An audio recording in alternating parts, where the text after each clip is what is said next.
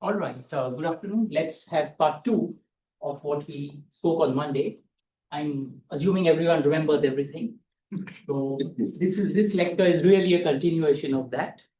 But let me just recap a few things so that we are on the same page with the main highlights. So in a sense, this was the last slide and it was almost a summary of what we discussed last time.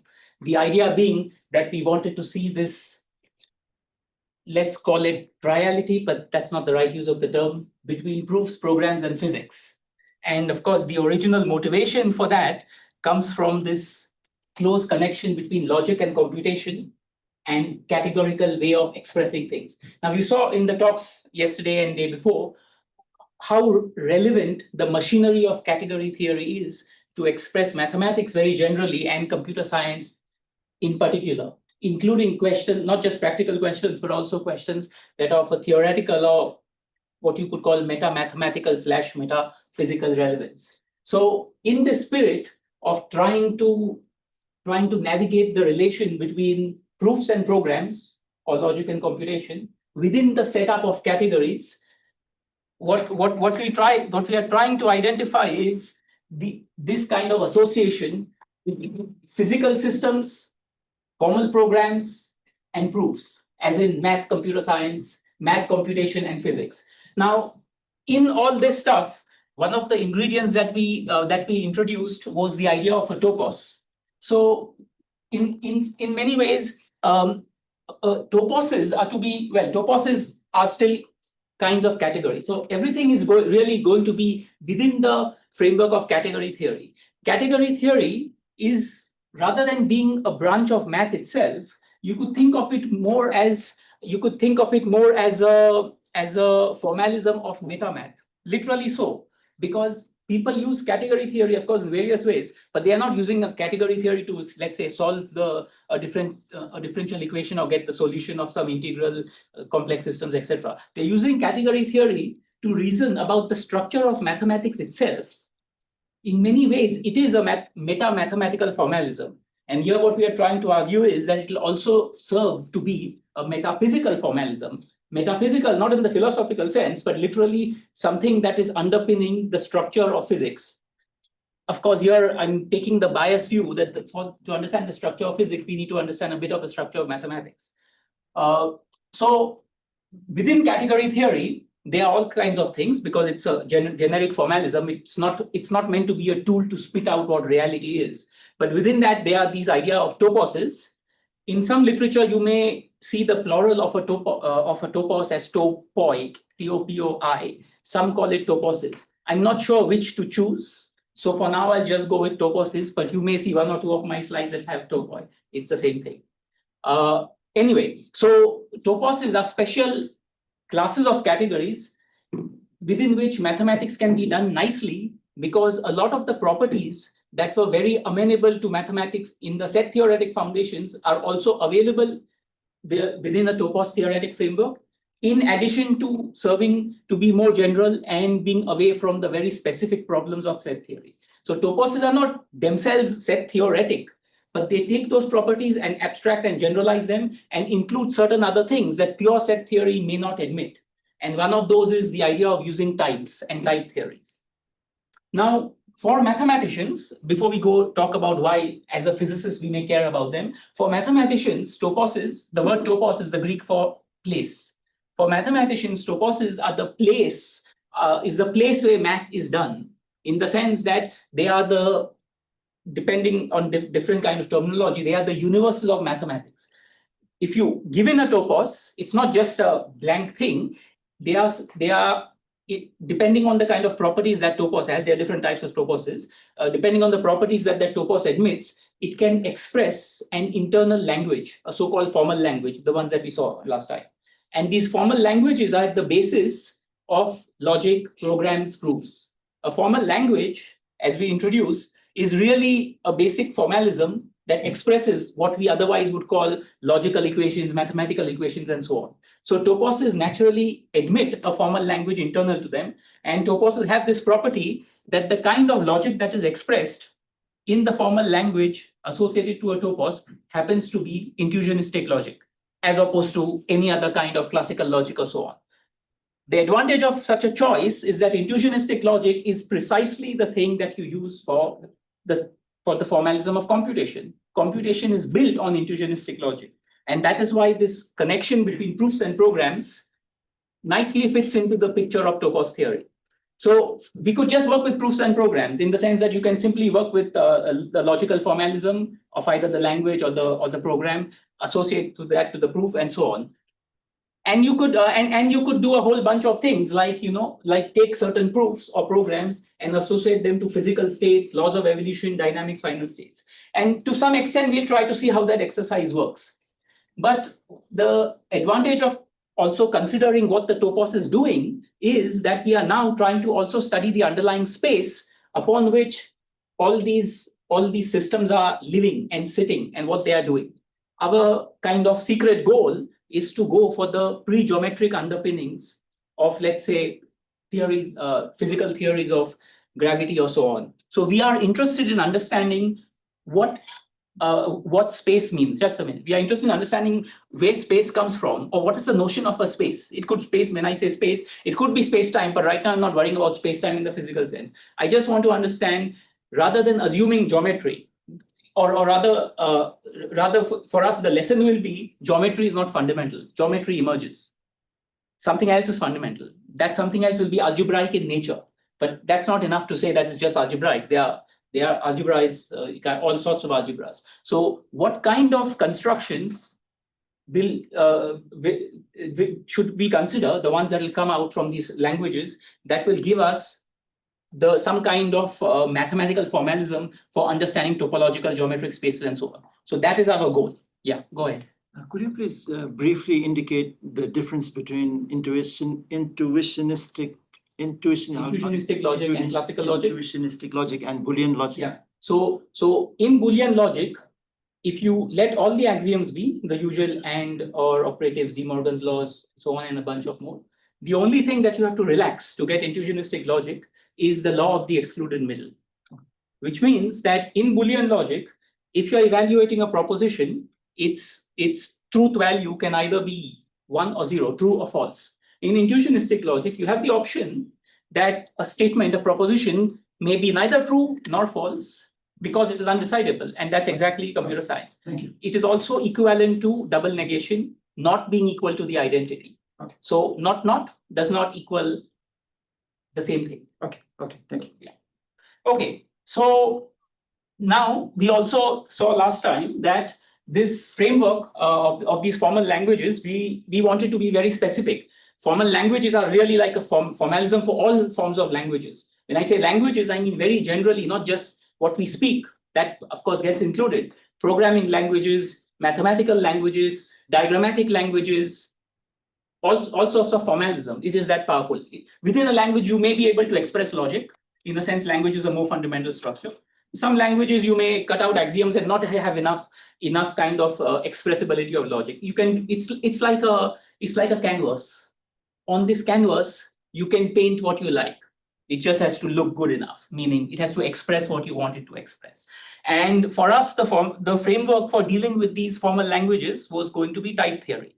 Now, again, type theory is not by itself a very surprising choice. It is precisely what goes at the underpinnings of all your programming languages are based on simply typed lambda calculus and so on. Every programming language that you use, let's say every computable one that you use, which is Turing complete and so on, those are all based on some kind of type theoretic formalism. Just the only difference is type theory is still a framework within which you can choose the kind of inference rules, logic, etc. you have.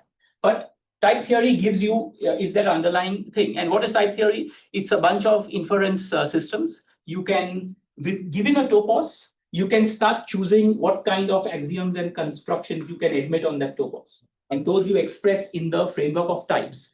And just to recall, we cannot do a whole lecture again last time, but in case of types, as you saw, there are a bunch of rules. The formation, introduction, elimination, computation. You express these rules in this way, like given this, you get that. The line is to indicate that. And then you break down every mathematical statement, every mathematical construction into this type theoretic forms. In other words, when you write programs, when you're actually writing programs, you're actually thinking of it type theoretically without realizing it. You're trying to break down those operations into its bare bones minimal. And those bare bones minimal instructions are said in such a way that even a computer understands it. It doesn't require some interpretation or meaning. It is purely syntactic. The semantics part doesn't even have to be there. And type theory is a way to in an automated way, express mathematical operations, logical operations, and so on. So this will also give us the tools for building the kind of languages that we are interested in. And as a final recap, we saw that there is this close relation between types, sets, logic, and topology in the form of homotopy. I have to tell you what homotopy is. So we are almost imagining that propositions will be, a type will be like a space, an element in the type will be a point, a path will be a proof, and so on. So, and now you can do all kinds of topological operations like taking unions, intersections, so on. And those are the equivalent of doing operations on logic. And so for example, if you want to construct, let's say if you want to construct a logical AND, in the set theory world, it will be like taking some set of pairs, Cartesian product of two sets, like a product. In the topological world, it will be like taking two spaces and taking the product space. So there is a direct intuitive link between logic, topology, computation, and hopefully physics. Okay. So now we go on to so that was just what all we discussed last time. Now setting that stage, what comes next? So as I mentioned that these toposes are universes for particularly because of the kind of logic that one expresses. For mathematicians, they are interesting because these are the places to do constructive mathematics. Intuitionistic logic is precisely for that purpose. You don't, because you have this law of the excluded middle, you don't have proof by elimination. Meaning if you prove that it is not no, the answer cannot be yes. You still have to, you may have more work to do. So constructive proofs are a different kind of, a different way of thinking. You have to prove by construction, which is also what you actually do in computation. The whole kind of idea of computation is to construct things. If something cannot be constructed or takes infinitely time, you say that problem is uncomputable or irreducible or so on and so forth. So for mathematicians, toposes are interesting because this is the realm of building constructive mathematics. For those who believe in some kind of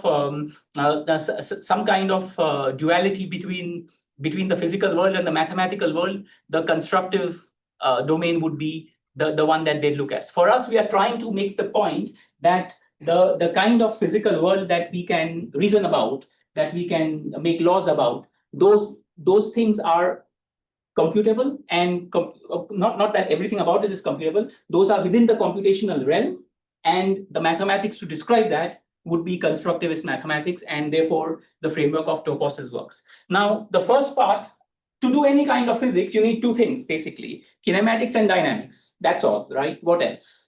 In physics, if you're looking at any physical phenomena system, you need these two broad aspects. Now, concerning kinematics, a lot of work has already been done of realizing kinematics of physical systems on toposes. And that we had seen again last time. So the kind of bottom line take-home message from there is that propositions within a formal language can be used to express kinematics.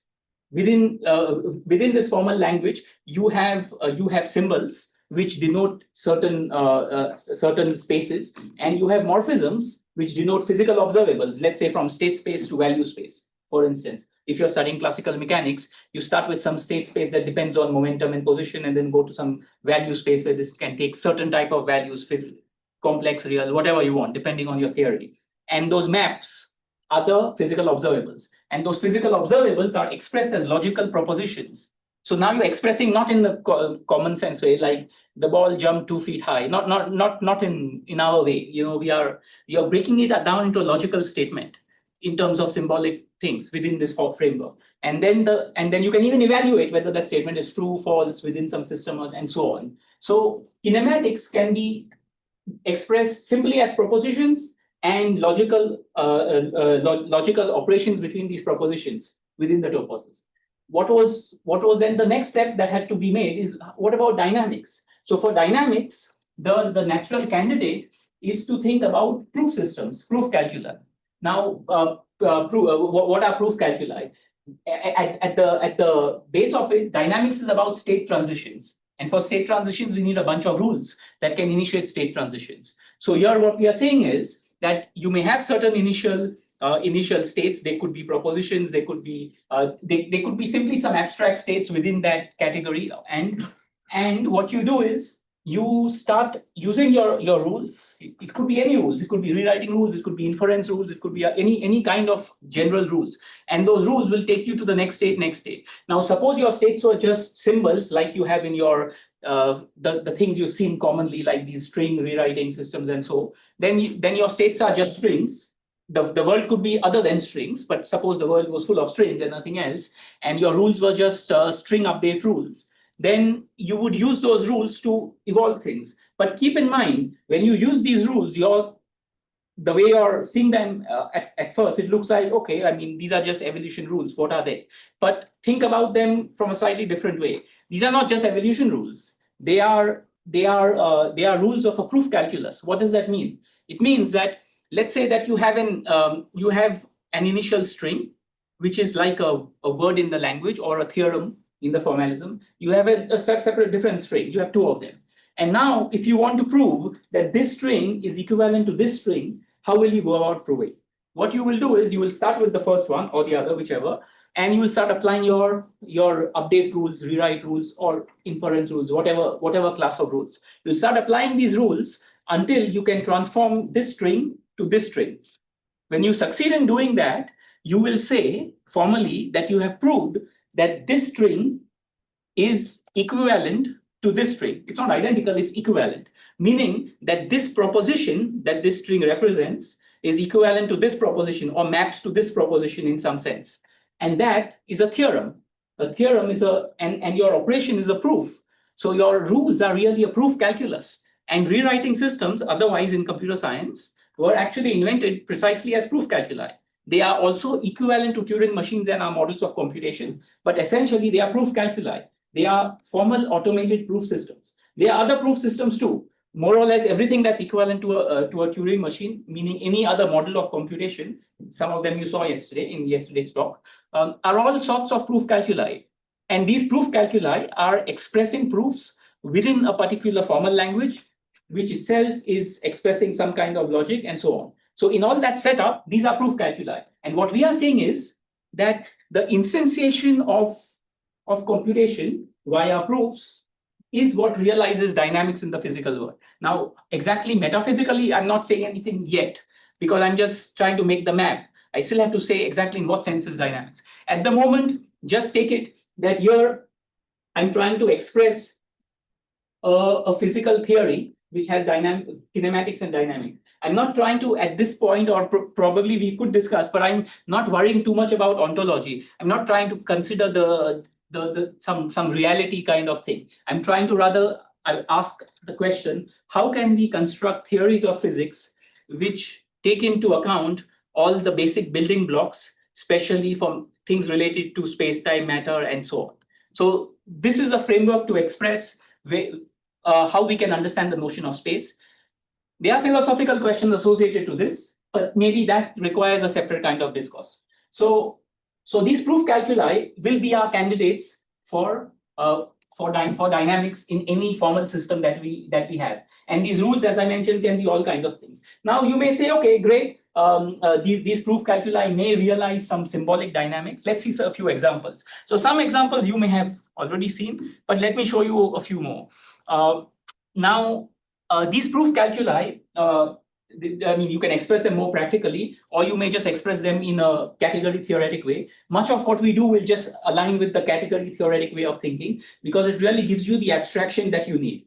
Now, here is an example of a practical / abstract example at the same time. This turns out to be literally if you want, you can call it the rewriting rules or the equational rules, the rewriting rules of what you do for quantum computation related to, if I'm not mistaken, just Toffoli gates or something. So these are just these are ZX operators. For all of you who know your basic quantum mechanics, one of these operators, green and red, one is the Z operator, one is the poly Z and the poly X, which are rotations of the block sphere. These are just those two operators, nothing fancy. The only difference is that they are not only for 2 qubits, meaning that these things, if you translate them into matrices, this will be a 2 by 2 matrix, because this each wire corresponds to 2 raised to n qubits. And if you have more wires on top, then it's like this is 2 raised to 1, so 2 by 2. This is 2 raised to 2. So this would be a 4 by 4 matrix, for instance. But these are all generalizations of the block sphere, the Z and the X operator, which is the basis of quantum operator algebra. So it's pretty standard stuff, but it's expressed in this way. And with this, you can build every quantum circuit, all the quantum gates, etc., within the formalism of these Toffoli gates. Of course, there are other variants of these kind of calculus, but this calculus is kind of at the heart of quantum circuits and so on. People have proved that it is what is called sound and complete and so on, meaning that everything that can be expressed via this. This is a little bit more general than actual quantum circuits, because the diagrams that you get here, not all, a huge subset of them are quantum circuits, and then some slightly more general too. So on one hand, this is just practical quantum mechanics / quantum computation. On the other hand, these guys, as you see all these pictures, they are really just expressed as monoidal categories. You saw something about monoidal categories yesterday. There's more to study about monoidal categories, but these are just monoidal categories where you have at the ends you may have objects, and everything in between are morphisms. These things happen to be special operations that you introduce, which are so-called monoidal products or tensor products. So as you saw, the categories have the more compositions and also this tensor product from yesterday's talk. So these operators are that tensor product structure. But this exactly is a symmetric monoidal category. If I'm not mistaken, it is more precisely what is called a closed dagger symmetric monoidal category. Each word requires a qualification, but we don't want to right now go into that. Point is that it has all that structure, and people express this. Sometimes they call it categorical quantum mechanics. So this whole formalism of discrete quantum, of finite dimensional quantum mechanics, not Schrodinger's equations and not the infinite dimensional Hilbert space story, but the finite dimensional quantum mechanics story, which you can express categorically. And notice that it's only expressing kinematics. There's no dynamics. You're not going to get some time evolution rule here. But this is what you can do as a very concrete example. And each of these diagrams, you can, if you understand what they mean, you can write them as matrices too, unitary matrices in this case. And then those unitary matrices do all the magic that you need to. So, I mean, typically, this is a very, very, very practical approach for how categorical formalism gives you some nice, elegant way of thinking of quantum computation, and you can use it for problems like circuit simplification and so on. Then other places where you see proof calculi, I'm just running through a bunch of examples of proof calculi. So you're convinced that these proof calculi are not esoteric things, but right below your nose, they have been all over the place. And you may just not have noticed them floating around. So here they are. So then here's the typical, what is called term rewriting system. Not yet the ones that you have seen. What you have mostly seen is diagrammatic rewriting systems. Or, okay, in some sense, you did see the string substitution. But let's look at this example of a term rewriting system. Now, this is a more concrete example than just saying A goes to AB. Here, what we are doing is we are expressing the rules of piano arithmetic, which is all the math that we study when we start off our first class. The rules of addition and the axioms of addition and multiplication in piano arithmetic expressed as rewriting systems. So these are the 4 rules for there is a 0 object and there is a successor function, and numbers are simply the number of times successor functions are applied to the 0 function. So this would, for example, correspond to the number 2, and so on. And these are the rules for addition and multiplication. And here's a very simple example. If you want to say that within this rewriting system, you want to do 2 plus 2, and you want to see what it gives, then you take the number 2, you want 2 plus 2, you can't say it's 4, you have to just apply these rules, nothing else.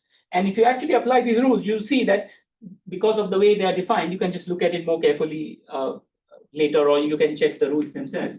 They will, because of these things, they will end up giving you this thing. And this is nothing but the number 4. I just give, it's similar, you can do multiplication with this. You can take any two numbers, however complicated you want, apply these rules successively on and on and on. You'll get the multiplication, and you'll see that it actually satisfies what you call ordinary arithmetic. Of course, piano arithmetic is what you think is ordinary arithmetic. It's really piano arithmetic. And it has these, the axioms of piano arithmetic can be expressed in many different ways. Here is a way, the point here being that these axioms are expressed as rewrite rules. Rewrite rules means this, from this left hand to that right hand, the application of these rules is a proof or a program that 2 + 2 = 4, a computational proof. It's not the Whitehead-Russell kind of proof, but that is in the same spirit. Apart from, they are not necessarily using, like when they wanted to prove 1 + 1 is 2, of course, they were going like really at a very base level. But in a way, this is the thinking. When we do math, we interpret everything. Oh, 2 means 2 things. 4 means 4 things. If I have 2 things and 2 things, what else can ever happen? Now that thinking, sometimes you have to let go. And you have to just go by what's going beneath all this machinery. So that's the power of proof calculi. That's the power of these term rewriting rules. And then the more common ones, this you all know, graph rewriting rules. And this is the bread and butter with which you will build all the cool things you do in these 3 weeks. Hypergraph rewriting, cellular automata are also rewriting systems if you go to see. They are, or at least, okay, I correct myself. If not exactly rewriting systems, they are proof calculi. Essentially, you have an initial state, you have an update rule, and then you can think of them as rewriting systems. But more generally, I'm trying to point out that these are proof calculi. You can express proof calculi in different ways than rewriting systems. Essentially, all proof calculi of the type you are interested in, which are related to computable proofs and so on, they will all be some models of computation, equivalent to Turing machines in some way. So you could even just use Turing machines if you don't want rewriting systems. Cellular automata happen to be also some kind of proof calculi that can express something. The specific, it's not that I'm, okay, while all these are proof calculi, I'm not saying that even though all these proof calculi are equivalent in the sense of what can be computed, I'm not saying that they are identical, as in you still have to put in the right kind of inference rules with, in your calculus to express the objects that you're manipulating. So here the rules are about blocks, whereas in the ZX calculus the rules were about those block spheres. So there is a little specification in each case, but that is just to say that from a proof calculi you give it some representation. It's the same difference between looking at a group in mathematics. You can take a group purely in terms of its abstract axioms and give it no meaning. You just say it satisfies these closure, identity, inverse associated, so and so on, and give it no other meaning. Or you can give a representation of groups. That's what mathematicians study, representation theory. You represent those things within a vector space, and then that gets certain properties. And then all these things, these operations, interpret to you like, oh, I'm doing a transformation. It's a rotation in space. The group itself doesn't say anything about that. That is the interpretation that you get from a representation. And so like that, sometimes, or at least most of the times, you can look at these things purely syntactically, but it is often convenient to look at models or representations which are interpreted within certain spaces that are useful to think about in terms of transformations of this object or that object or so.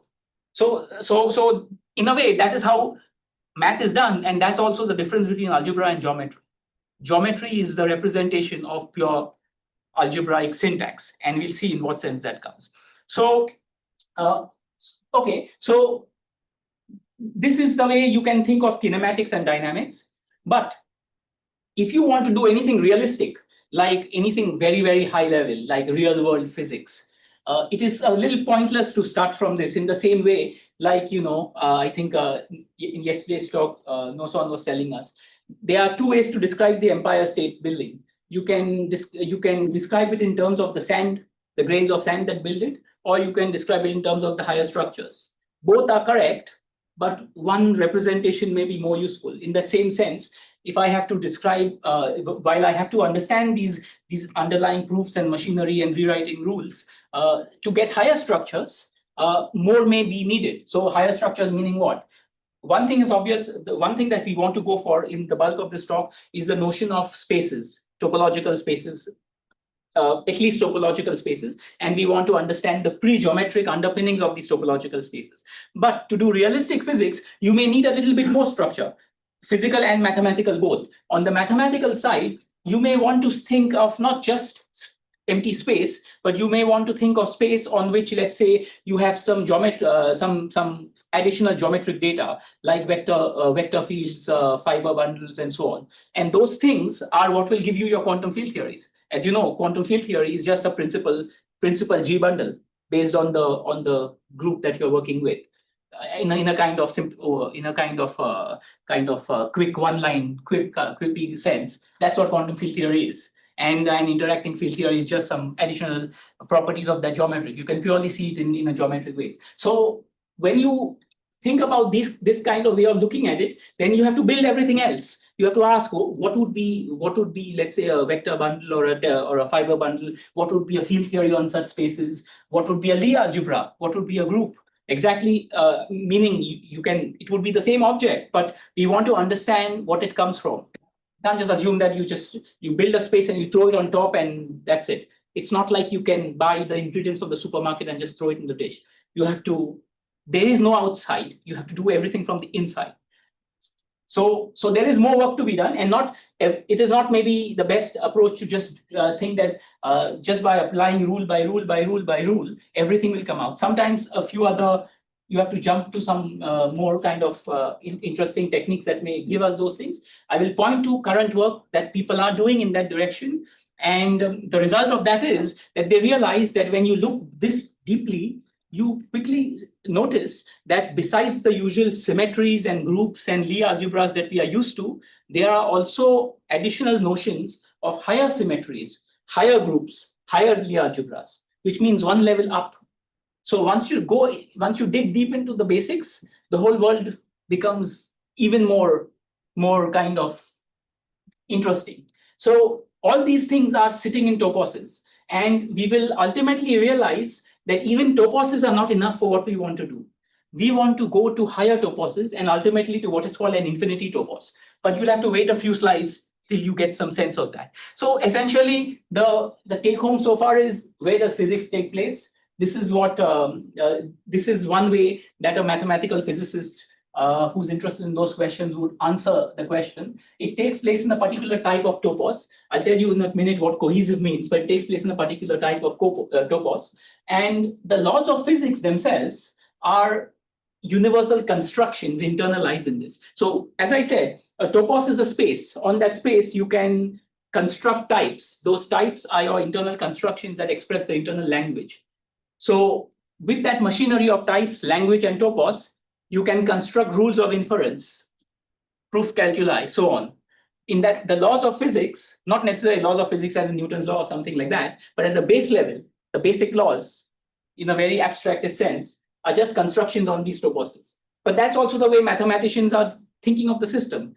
For a minute, if you think it's a little crazy to think of the laws of physics like this, just translate this picture into exactly the same picture into a meta-mathematical sense. Then the mathematician would say, yes, the axioms of mathematics are simply internal constructions on these toposes. So those are the equivalent of the laws of physics in that sense. And of course, within the topos, we are talking about computable things. So in all this, you have to remember that from the previous talks you saw yesterday, the speaker introduced you to these things called the laws and the lawlessness. There's more than just the laws of physics. But here we are interested in talking about the laws of physics. It's a separate question, where to look for all that. But that perhaps is not what we can, that will be outside the scope for now. Okay, and within these toposes, one has to express kinematics and dynamics. In a sense, these toposes have to have certain properties. One is that they have to have some kind of connectedness. Connectedness in a geometric space means that any two points, you can draw a path between them.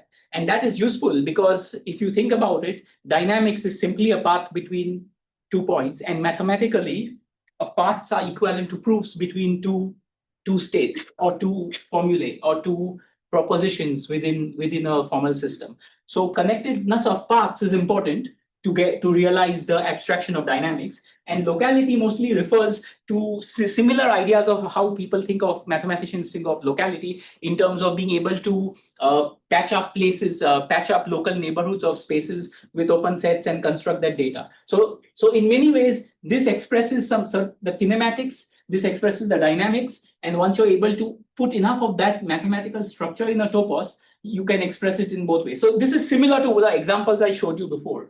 You take these nice toposes, you allow for some kind of connectedness, you allow for some kind of things. Now, you have to do a little bit more work if you actually want to see not just discrete spaces. Because in most cases, if you write these types and so on, you're just writing symbols and you're writing, let's say, some kind of aggregate of these symbols, and you're writing proofs, and everything is very discrete so far. Because we have assumed from the beginning that we don't want to use the continuous. But if all these things are nice, we should also know how to show that the continuum or continuous spaces can emerge or result from it. So for that, we have to, it's not enough to say, oh, just take the limit and wait for it. Because taking the limit, when you do that in our common sense way, like in a calculus class, when you take the limit, what does that actually mean? You're assuming something. You're assuming something about something that is not intrinsically finite. That's what calculus is. So you have to be careful. A computer doesn't understand that. A computer can't even represent a real number. A real number is not real for a computer. So you can't just say, take the limit, coarse grain, and it will happen. Nothing will happen if you don't make it happen. So so in a sense, here, the problem becomes slightly the opposite. In our usual common sense world, we live in this lovely continuous world. Everything is continuous and differentiable. And then we say, where should I find the discrete? Here it is, you start with the discrete and then you say, now where do I find the continuum? Because that's also important. You can't just live without the continuum. Imagine how life would be if we had no continuum anyway. So one needs to understand how geometry as we know it, or differential geometry as we know it, will be something that will be realized within these structures. So for that, mathematicians have been working on some additional data that they need to put into these proof systems, into these calculus, and realize geometry in a very kind of abstracted way. We'll see. Let's see how much time we have. We may talk about that part, but we'll try to at least give an overall motivation of where the geometry comes from. Okay. Now, why am I saying all this? The reason I'm saying all this is not just to formally or kind of abstractly just argue that, well, there is some geometric underpinning. The real goal, or the practical goal, is to show that all these pre-geometric underpinnings, which are going to come out in such a formalism that we have, those should be able to express various approaches to existing quantum gravity models. Now, quantum gravity, when people think about the problem of quantum gravity, they come up with various proposals, hypotheses, and so on. And in almost all these cases, these are theories at a relatively higher level, not at the level of the energies that we work in, not classical, pretty much quantum, but still higher level from the sense of the extreme foundations that we are after. We are interested in really like extreme foundations. We don't just want to sit in the middle, right? So what these theories do, nothing wrong with them. I'm not criticizing them. I'm just trying to point out that we need to open our telescope, or the kind of the scope of our scopes. They usually start with some kind of structure, which is their basic hypothesis. So, for example, these are just some examples. There are more proposals of quantum gravity, but I chose these because these are at least giving at the base of it. They start with something discrete. They don't have a continuum things to start with. So, for example, in causal set theory, what they say is that that at the Planck scale, at the Planck energy or the Planck scale, space-time is fundamentally discrete. And they, of course, they don't know what this thing is, this discrete thing, but they just say it is like certain some discrete grains, and then there are causal connections or causal edges between them. Very much, in fact, what is called a causal set is exactly and precisely what you have seen as causal graphs, not multi-way causal graphs. Multi-way causal graphs are saying a little more. but the causal graphs that you have seen in our way of discussion and all that are exactly causal sets. Of course, causal set theory also then has a little more data besides using this causal set or causal graph. They also then introduce a length scale, because pure topology doesn't do the trick. They also have to introduce some at least one length scale. But anyway, what they posit is that underlying space-time at the Planck scale stuff is discrete, and the topology is itself discrete. And then, of course, like in our causal graphs, they have these light cones and space-like connected, time-like connected, similar business. And then for them, the goal is that, okay, with all this picture, how can you then take some limit, some continuum limit? They don't worry about the level that we are worried about, like what the continuum is or so on. For them, it is just you have more of these events or more of these grains of sand. And at some point, when you take the n to infinity limit, you get a continuum limit. And in that continuum limit, you should recover the solutions to Einstein's equations. And to some extent, they have gotten somewhere with that. And in a way, with causal graphs that you have seen in our framework and so on in the Wolfram project, the same kind of arguments of causal set theory can be borrowed. That you start with these causal sets, you have to, of course, you don't just take any random causal graph out of the blue. You have to put some constraints, volume scale, etc. And then within some well-defined limit, you will get geometries that are solutions to that are potentially solutions to Einstein's equations. They don't have any rewriting formalism or anything. They just say start with the causal graph and then you do this. So this is one approach to what could be quantum gravity at the Planck scale. Another is Lorentzian triangulations. Which is saying that space-time should be thought of as a simplicial decomposition. So you take this four manifold and you just do think of it as a simplicial complex.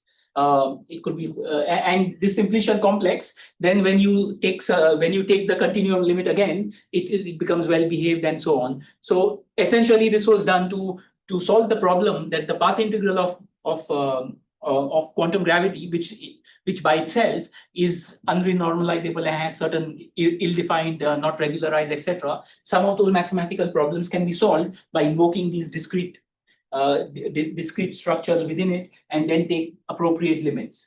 Then you have spin networks, which is loop quantum gravity, where again you have a network, you have some kind of data on these edges. The data correspond to representations of SU2, because SU2 in this case is the group related to that. And then there again, people are trying to ask similar questions. When you take some appropriate limits for the graphs and for in the representation theory involved in loop quantum gravity, how do you get solutions to Einstein's equation? In the continuum limit, you get classical theory, and in the discrete limit, you get the spectrum of quantum gravity.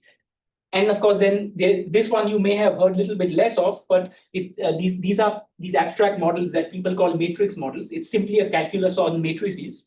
They could be of any size. They are sometimes called random matrix theory, where you take matrix integrals, and these objects are just, in this case, it could be a Hermitian matrix, or sometimes people work with unitary matrices. You do some kind of statistical mechanics of all Hermitian matrices ever, of any size, of any number, and so on. And then you take certain thermodynamic limits, and magically, it becomes dual to certain structures that people have observed in otherwise well-known geometric theories. So in all these approaches, they start with something pre-geometric, or something that has no underlying geometry, or at least minimal at best, if we can say. And then they try to, in some limit, not that it's not like one candidate has succeeded over the other. This kind of question is kind of, research is just going on, and there's a lot of work to be understood. It's not like we have some winner, like 10 people are running the race, and after 5 years somebody will be crowned the champion or something. It seems like the problem is pretty much more complicated at many levels, mathematically, conceptually, and so on. It's not clear how things will go, but at least within the space of these kind of proposals that people are examining, the question we are now kind of confronted is that it's the same problem at the end of the day that everyone's trying to discuss. And yet it looks like each of these groups are catching different parts of the elephant, metaphorically. Like one is talking about it in terms of some kind of discrete points that nobody knows what those points are. Someone else is talking about it as these simplicial complexes. Yet another is talking about some kind of loops. And then there's some other matrix representing, and there are some more. So how is it that it's the same problem they are describing? They're all claiming some amounts of success and totally different things. Is there something underlying this? And where does all this structure come from? When they make these assumptions that start with this kind of structure or that kind of structure, mathematically, where does it actually come from? Can we understand something that underlies these things? Because what they are trying to describe, or any approach to quantum gravity is trying to describe, it's really a statement about geometry, about quantum geometry, to be more precise. But quantum geometry isn't just about the quantum part. Quantum geometry is about what is the building blocks of geometry. And if we want to understand the building blocks of geometry, we have to understand, well, we could, of course, start with some physical, constructions like these, where you try to break it down into parts and all those kind of things. But it is a natural thing to ask, is there something underlying this? Is there some kind of formalism equivalent to metamath, which would now be like some kind of the physics, the math of physics, or the physics of physics, some kind of metaphysics, from which these structures that are being used can actually be shown to sort of emerge or result. And then one may even understand what the link is between all that, why these different things seem to be describing the same problem in different ways. So what we want to do is really to ask, what is the structure of all these structures? And in that sense, that is the reason why we are looking at this thing one level down. Yes. I might be getting ahead of things here, but when you speak to string theorists or people working on loop quantum gravity about what you've just described, what kind of a reaction do you get? Do they agree with you, or? Well, I mean, they are not trying to address what I'm trying to address. Right. For them, they are like for example, even if you take special relativity, it says the speed of light is this. But now it's like I'm asking that, okay, first of all, tell me what is light. You see, it's a slightly different question. Now, here I'm interested in structure very generally. That's why I'm asking this, not just for the sake of being pedantic and say, oh, what is this network? It's not like I'm asking them, tell me what is this thing here. You have this node, and there's a group representation, and what is this thing? Just describe. It's not electrons, it's not quarks, it's obviously not any of those. So what is this thing? That's not what I'm asking. What I'm in a way asking is that mathematically, is there some substructure from which these structures can come up? Which is a reasonable question to ask, but that itself, that itself doesn't change the course of what they are doing here. They are kind of, in a way, when you start with any physical theory like this, you're actually starting with some energy scale, usually the Planck scale. So when you start with the Planck scale, you're assuming that there is this Planck scale. It's a scale, which means what are you assuming? You're assuming a length, you're assuming a sort of time, you're assuming some kind of energy, you're assuming certain things. And then you're saying within that backdrop or context, let one admit these or whichever structures. And then you try to see, okay, well, if these structures were of this kind and they had these properties and at this scale, then what would they do if you compose them? What would they do at higher scales, and so on? But do you feel that in order to get a quantum description of gravity, we would need to go that level up and look at the larger structure? Or do you feel that, one of these days, one of these people working on one of these things is going to get there, regardless of whether we understand the kind of by larger you mean structure?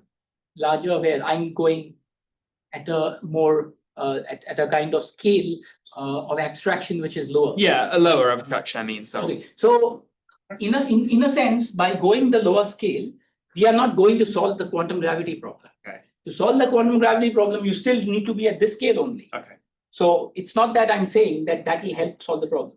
That will help understand why there are so many different manifestations of this problem, okay, and where the structures that they use come from.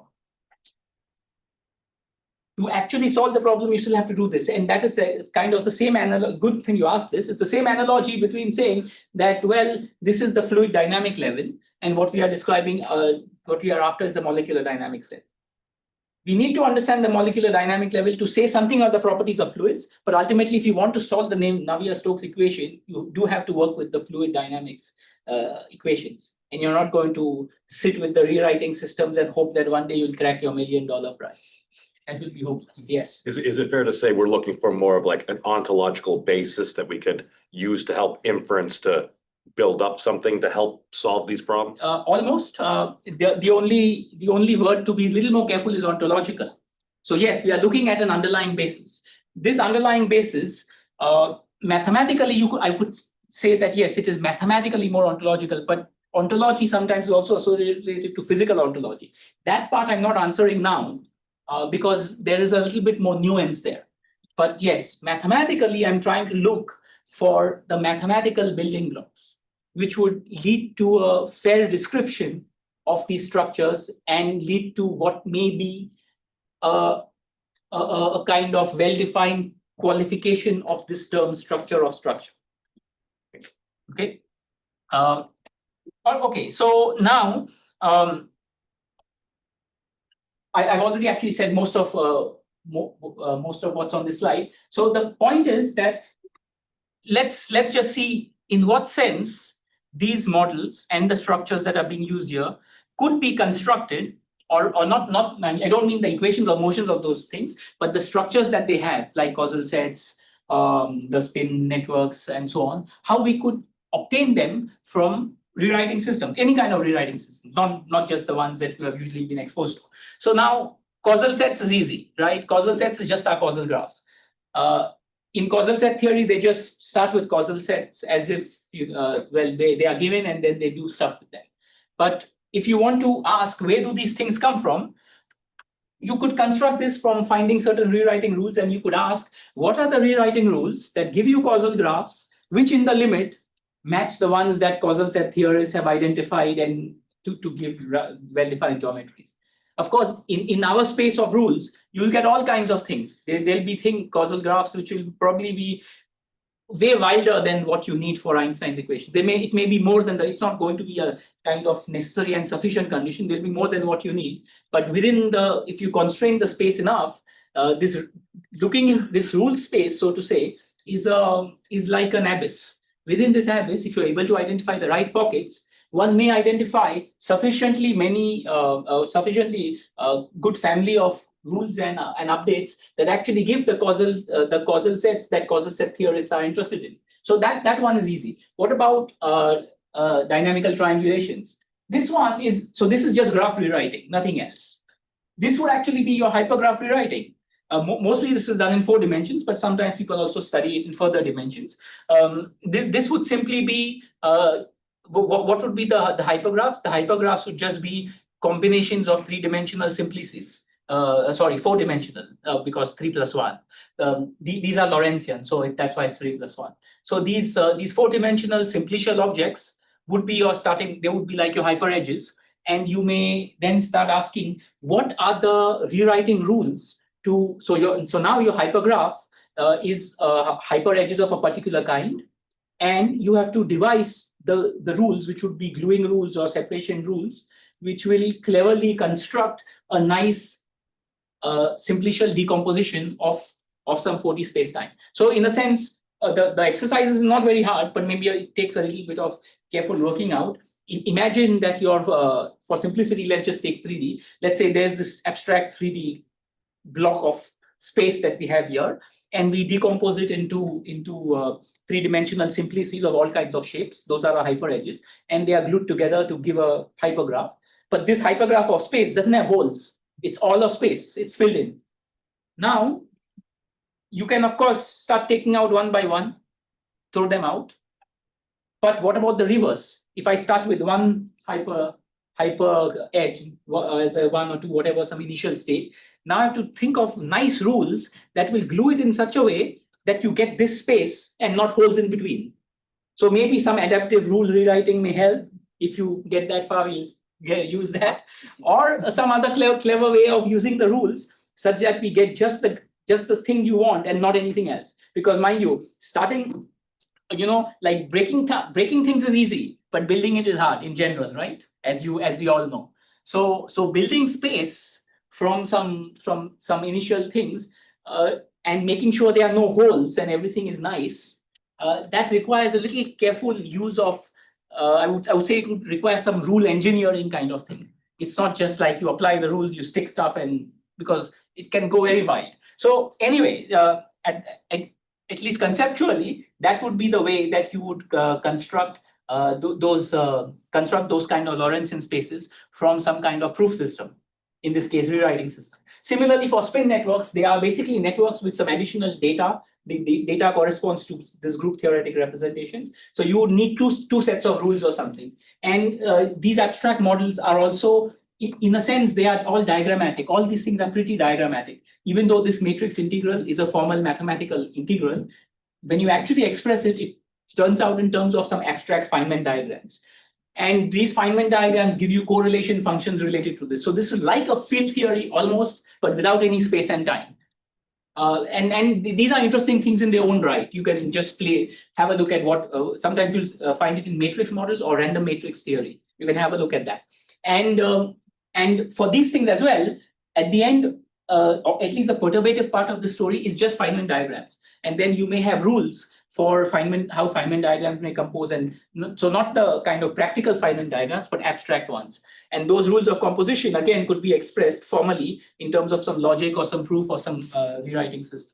So in a way, all of these things, at least given that they're all discrete objects built from some kind of underlying discrete building blocks, they all seem to be things that are representable or constructible from some formal proof system. If they were continuous, then you would not be able to do that. So that's why I didn't include maybe some continuous models like type 1 or type 2 string theory, where you need a target space which is continuous, and then you have some two-dimensional strings and so on. I didn't include that because there is a background dependence. But on the other hand, to be fair to them and on their defense, that was still the old version, the old field theoretic version of string theory. The kind of modern version is that you should see it in terms of dualities. And when you see it in the dual picture could be as abstract and background independent as you like, up to some quotation marks. But okay, there are people who are trying to more seriously take the background independent approach there too. I think in general, almost any background independent approach which truly is not assuming continuum or continuous geometry would be directly amenable to some computational proof system or rewrite rule or any other proof system.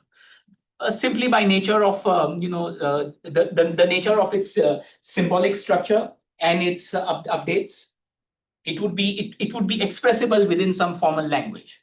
So what that means is that studying these things, now that's just one part of the problem, right? Trying to understand where these structures come from. If you want to do a little bit more work, we may have to even kind of not just build these initial structures, but perhaps push these proof systems a little further to see if we can construct rules that are not just at the base level, but maybe the rules that even work at higher orders.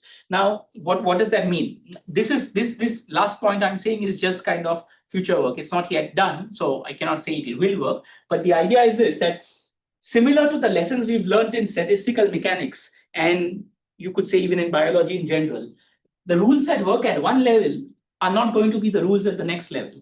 Every level will have its own structure, whether you want to use the word emergence or otherwise. They are like the laws of statistical mechanics will operate at certain levels, which of scale or whatever you may call, which are different from the laws of molecular dynamics and so on.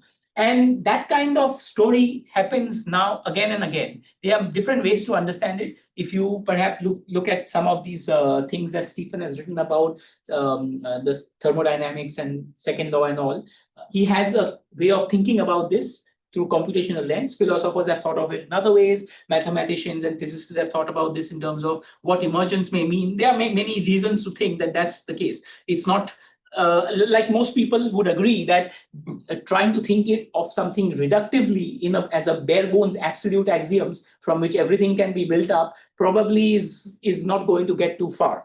And what that means is that whatever structure one constructs, if one wants to start building more complex structure, then one will soon need to effectively work with this in a computable manner or in a manner in which one doesn't kind of feel computationally unbounded or limited or something. One will have to understand what kind of higher level rules or laws one can come up with. So it's a similar story here. One can start with these proof systems for these proposals of quantum gravity, come up with these basic structures, and then perhaps start doing the analog of fluid mechanics there, and try to get a little closer to even using the same proof formalism and so on to maybe get the equations of motion. Then it would be even a nicer way to show that all of these kind of proposals can come up from something underlying. So in the end, one could push the story far, but that's of course requires all these lessons in the way statistical thinking works or statistical mechanics works.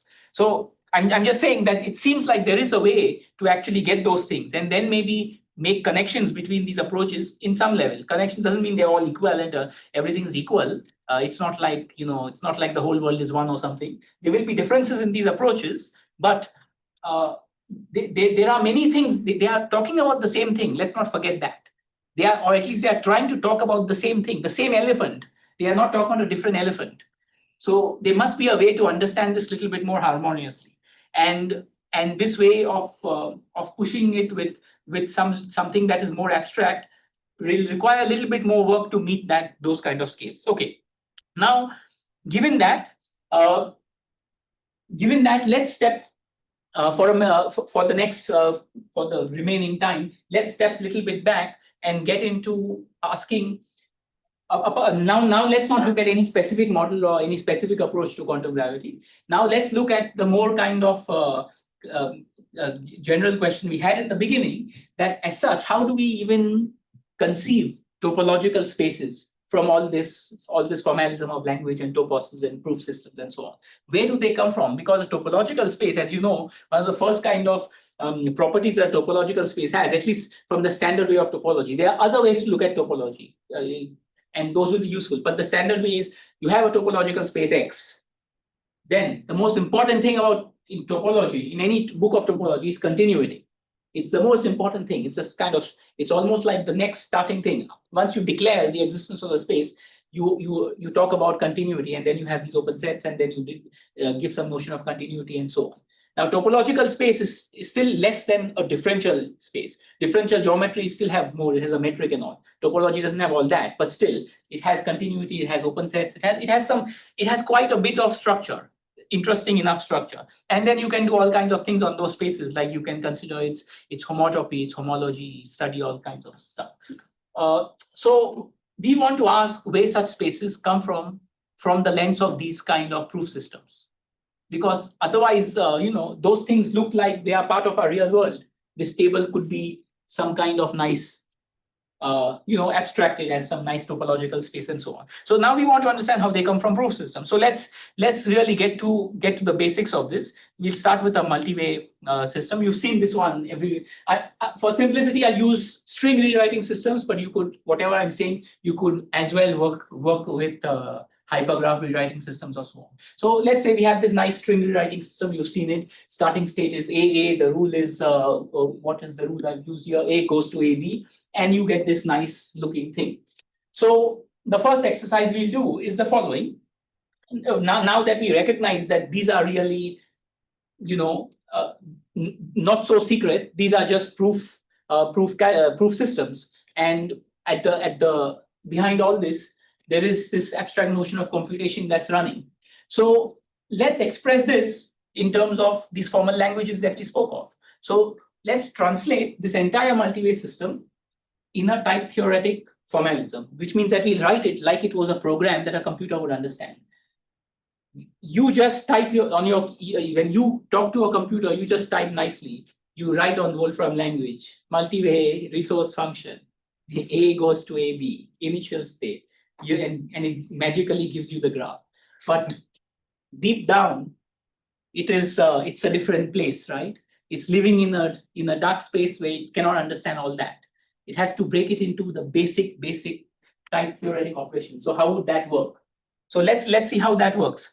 In order to do that, let's just recognize a few things. All the strings here are some combination of the letters A and B. So in some sense, mathematically, what are all these strings? They are elements of what is called the monoid. You may have seen the monoid that was introduced in, this related to monoidal, but but here what monoid means is the following, that a monoid is a structure that is less than a group.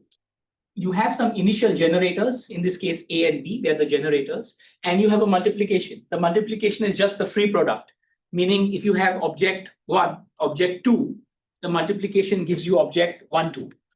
It is like a multiplication that produces words, same way as you would do for words of a language. So given A and B as generators, all ways of multiplying A and B to get strings, and all those are part of some system, and this system is called a monoid. Additionally, you may also say that besides the generators AB, let me also put in the identity element, but that's all optional. Those are called unital monoids. But essentially, these are monoids. This is less than a group. When you have a group in math, you would have more things. Besides the multiplication, you will have a few other axioms. Here, there's nothing more. So it's a very simple thing. It's just like a bag of words, really. A bag of words generated by these things. But it's a bag of all possible words, not just some words. Infinite bag. That's what it is. Okay. However, in our multi-way system, this multi-way system won't terminate. Some may terminate, but I intentionally took one that goes on, that doesn't terminate, meaning it can go on and on iteratively. So what we need is, first we have to recognize that this system, abstractly, these strings are part of a monoid, and then we have these causal edges. So somehow I have to tell the computer, I'm just using the word computer because I don't have any other entity that I can point out as something that cannot be defined. That's an abstract thing sitting and doing our operations automatically. So we have to tell this thing that take all these words, take the data of all these edges, which are our causal edges, and organize your data in such a way that each word has its corresponding edge, and this is stored in some way. You can store it as an array, or you can store it however you want. It's not going to store it like a picture. This is our way of picturizing the universe. So how would that work? So in type theoretic terms, you first have to construct the mathematical rules for building a monoid. A monoid is not just coming from the sky, from the heaven. You have to build a monoid. So to build a monoid, the first line is let me see this. The first line is literally the rule, which says that in type theory, rules are written this way, as you remember. Declare a type S. For this type S, declare these generators. Given two generators, declare this as a multiplication. As I told you, you may add the identity element, which I've added for some reason, but you don't worry about that. The details of these typing rules you'll find in this paper that we wrote, which we can discuss later. So anyway, this way you can construct the entire monoid, and these are the rules. What these rules means is that for a computer, given these rules, it will just keep running and running and running this. Just keep applying. So you can for a computer, they just start with this thing, it'll keep multiplying, apply the rules again, like go on and on and on. You can sort of generate the monoid. Not literally that the computer generates infinitely many, but this is the way the computer will formally understand it. This is the way to express it, this is the language. Then as I told you, you need some function type to express the rewriting rules. So here are the rules. Initial state goes to final state. So you need to define a function type. Last lecture, I told you how to express a mathematical function in type theoretic terms, where you break down every part of it. What's the domain? What's the codomain? What's the map? What's the variable? What sits in what space? What is identified with what? When you break down that, you have a function type. And then you have to declare the states of the multi-way system. The multi-way system is not all the monoid. It's a subset of those elements of the monoid, which will become elements of the multi-way system. Now, you cannot, even though the multi-way system, the states of it, you may say, oh, but they are just the elements of the monoid. But remember, in type theory, things are not the same. You can't take two sets and say, yes, this is one set, it has some elements. This is another set, it has some other elements, but I can just switch elements here and there. No, a type has a meaning. It's a data type, like you also saw in yesterday's class. One type cannot have elements of another type. A multi-way system is its own type. It's its own data type. A monoid is its own data type. If a multi-way system has to use certain elements of a monoid, then you have to declare a new type, a multi-way type, which depends on the monoid type. So there's a what is called dependent type, a type depending on something, similar to say a function depending on some other space. But this is in a more, it's not a function, but it's in a type theoretic sense, the analog of that. So you define a dependent type M, and this dependent type will depend on the monoid type, and then there will be some rule that identifies what kind of states of the monoid can be allowable states of the multivariate type. So this way you literally are telling the computer how to think of all these strings, not in the monoid space, but in the multivariate space. And we also have given the rewrite rules. So now you have to also tell the computer, or you have to type theoretically express how you will actually do this rewriting. So here I've compressed steps a little bit. Essentially, what you may think of any algorithm. You can choose more than one, right? Exactly how will a computer do rewriting? Like what you will do is you will see the string with your amazing neural networks in your brains, that is, and you will just identify nicely. Oh, that's the A. Go jump and replace that. How will the computer do that? It'll have to scan the whole string, and either you can scan it or you can break it into 2-3 parts, and there are all sorts of ways to do it. So here what we are doing is we are just breaking it into 3 parts somehow, and it's looking at 3 different bits, and wherever there's a match, it replaces. So breaking up the string into 3 parts, wherever there's a match, you replace it.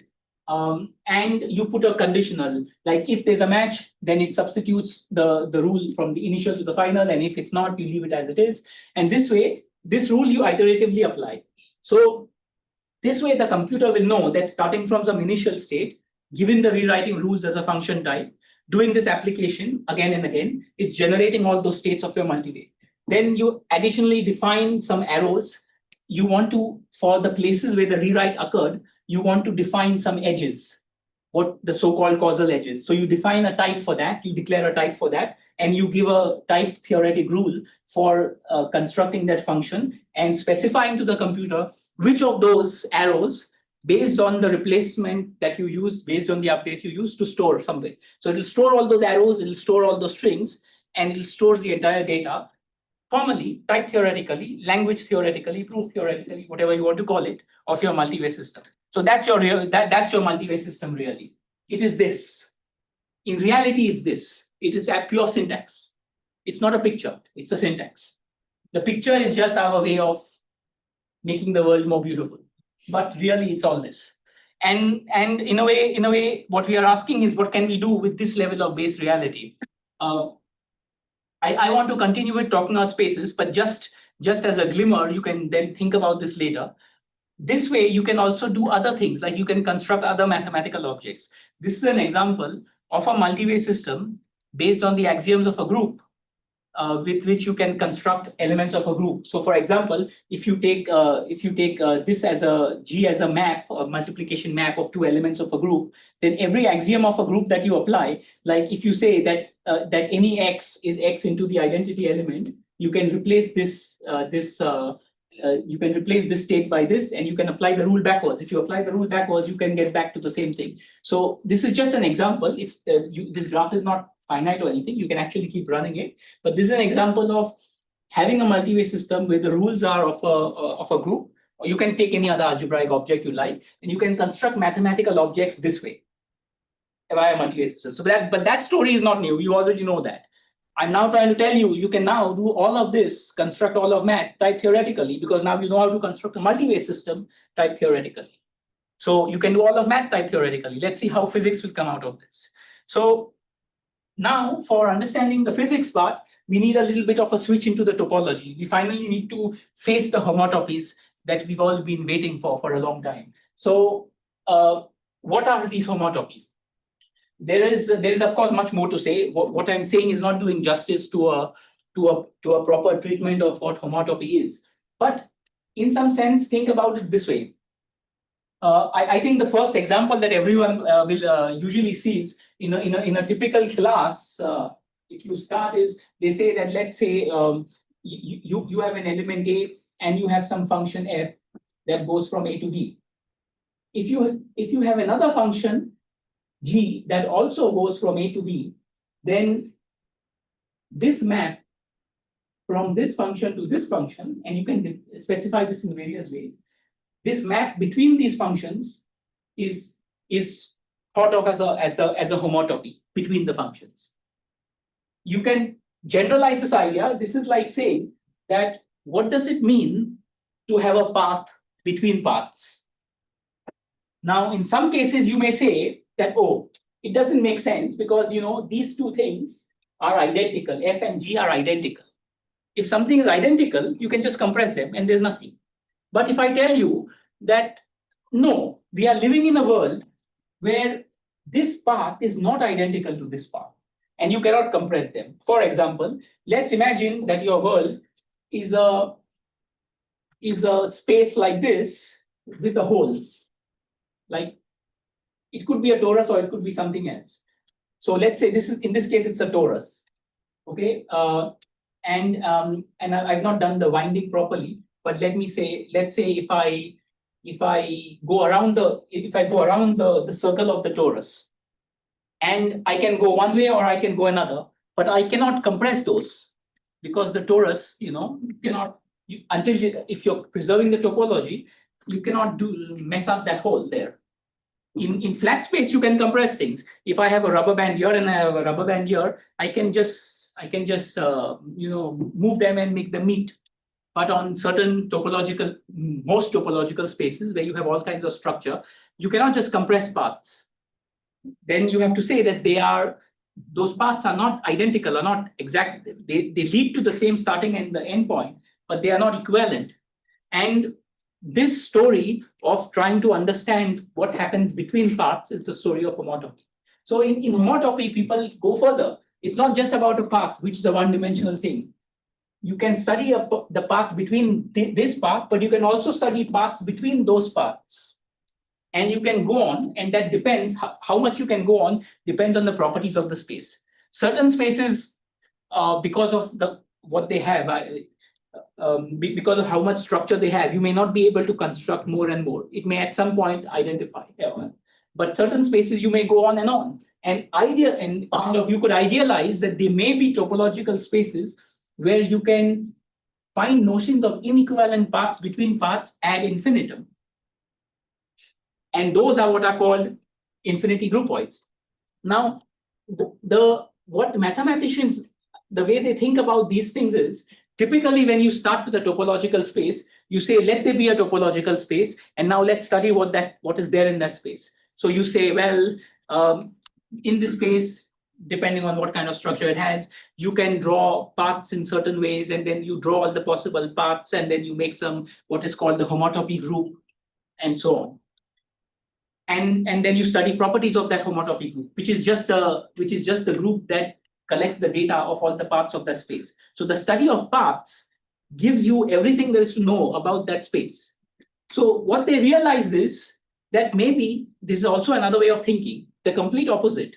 Instead of starting with the space, looking at these paths as probes, and then trying to say that based on the properties of these paths, we know what that space is doing, one could well say that forget about the topological space, let's just look at the paths as if they were the starting points. They were not something sitting on top, but they were the thing that you started with, and the space is what results from that. So if you have some data of paths or collection of paths, and you study what kind of structure, what kind of algebra it satisfies, then you can say that this will result in some topological space. So rather than saying that the space gives rise to the paths, you could as well say that the paths give rise to the space. It's not if you don't think about it physically, like, oh, something is sitting on top of it, then this picture is perfectly fine. It's not uncommon sense in any way. It's just that we have been used to this idea that there is a nice place, and on top of that, on this nice garden, there are all these flowers. But if the flowers were there and nothing else was there, then the garden would be emerged from these flowers or whatever. That's the way of thinking. But mathematically, you can do that. And so this kind of data structure of these paths is what is so sometimes these paths between paths are referred to as cells rather than paths, because the term path usually refers to one dimension. So often people just refer to them as cells. So this is a 0 cell, 1 cell, 2 cell, and so on. So these cells, the data of these cells forms a groupoid.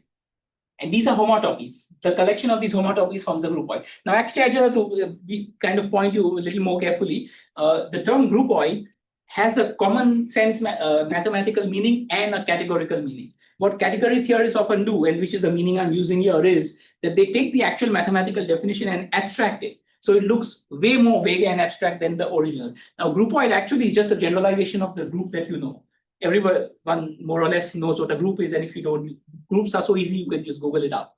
All that a groupoid does is it generalizes a group by taking that operation, the multiplication, and instead of that multiplication being a total function, making it into a partial function. That's a groupoid. So it's quite a simple structure. It's like a partial group, you could think about it. But categorically, what you think about it is, you think about this as a graph where the morphisms are invertible, meaning an undirected graph. So last time I told you that you can represent categories as graphs, and I showed you how to do that. Take those same categories, and instead of the arrows just going one way, let the arrows go both ways, and that's a groupoid. It's actually equivalent to what I just said earlier about the groupoid. But this is the way abstraction is done. So right now, let's not break it up. For now, what I need you to take is that the data of these cells, of these paths between paths, is what constitutes a categorical groupoid. And this you can represent as a graph, multi-way graph, whatever, we'll see. Or at this point, we just take it as that. And the kind of thinking we are going after is that if the mathematical intuition is correct, that this data of cells, paths, so on, is the fundamental starting point from which topological spaces are kind of being realized. Like if you have this, then it automatically realizes a topological space. We should perhaps use that same trick for what we want to do in physics, to realize spaces via starting with some structures. And these structures are the things we try to identify in our multi-way system. And we'll try to then, kind of make more sense of it. Yes? Partial function, that's when you have an input but maybe no output? No, it means that not every two elements can be multiplied. Oh, okay, I see. Yeah. In that sense, partial. Okay. So now that I've primed you to think of to thinking about these groupoids as graphs and paths and cells, let's for now, for the moment, just look at this third point here. That's what you need, which is what I just said. Now that you saw these groupoids, and you saw these groupoids that have cells up to some order n, in this case, you can think of it as dimension, but it's not actually dimension, it is an order. We want to, like you saw those cells over there, you could call this one a 3 cell, right? 2 cell, 3 cell. What we are interested in is the infinite cell. That's the most interesting. It sounds counterintuitive, but it'll become apparent in a few minutes. So this infinite cell is what mathematicians call infinity groupoids. And these infinity groupoids are some magic sauce of homotopy theory. They're the magic sauce in the sense that one of the most, those of you who have followed the history of math may have heard of Alexander Grothendieck, the greatest mathematician who lived, or let's say, maybe that's unfair to the ones in the past, but one of the greatest mathematicians ever, one of them. Simply because we don't remember enough of the past, but like there were people who invented good things in the past, like the number 0. So anyway, Alexander Grothendieck, who's no more there now, I think he died in 94 or something, not too long, he championed a lot of things with algebraic geometry, category theory, topos theory, and many others. But one of the things is he came up with this homotopy hypothesis, which essentially is saying that an infinity groupoid, the one of the type I described, essentially describes the homotopy theory of spaces. Meaning that if you have an infinity groupoid, the hypothesis is that is mathematically equivalent to a topological space with certain qualifications, I have to tell you, but that you don't worry right now, because when you talk about groupoids, you have to say what type of categories they are. And since these are infinity groupoids, these are not even categories, but these are higher categories. So there are some specifications that one has to give. There is one particular type of higher category, which I will show you, but there are more than one ways to describe. But the hypothesis still holds. It says that the infinity groupoid corresponds to a topological space, in this case, a homotopy space. And people even have proven this hypothesis within context. As you know, mathematical statements are proved within specific context. Unlike what we are used to, you prove a theorem and it always holds in everything. But that's because we are not really thinking about what that everything is. That everything is the topos in which you are sitting.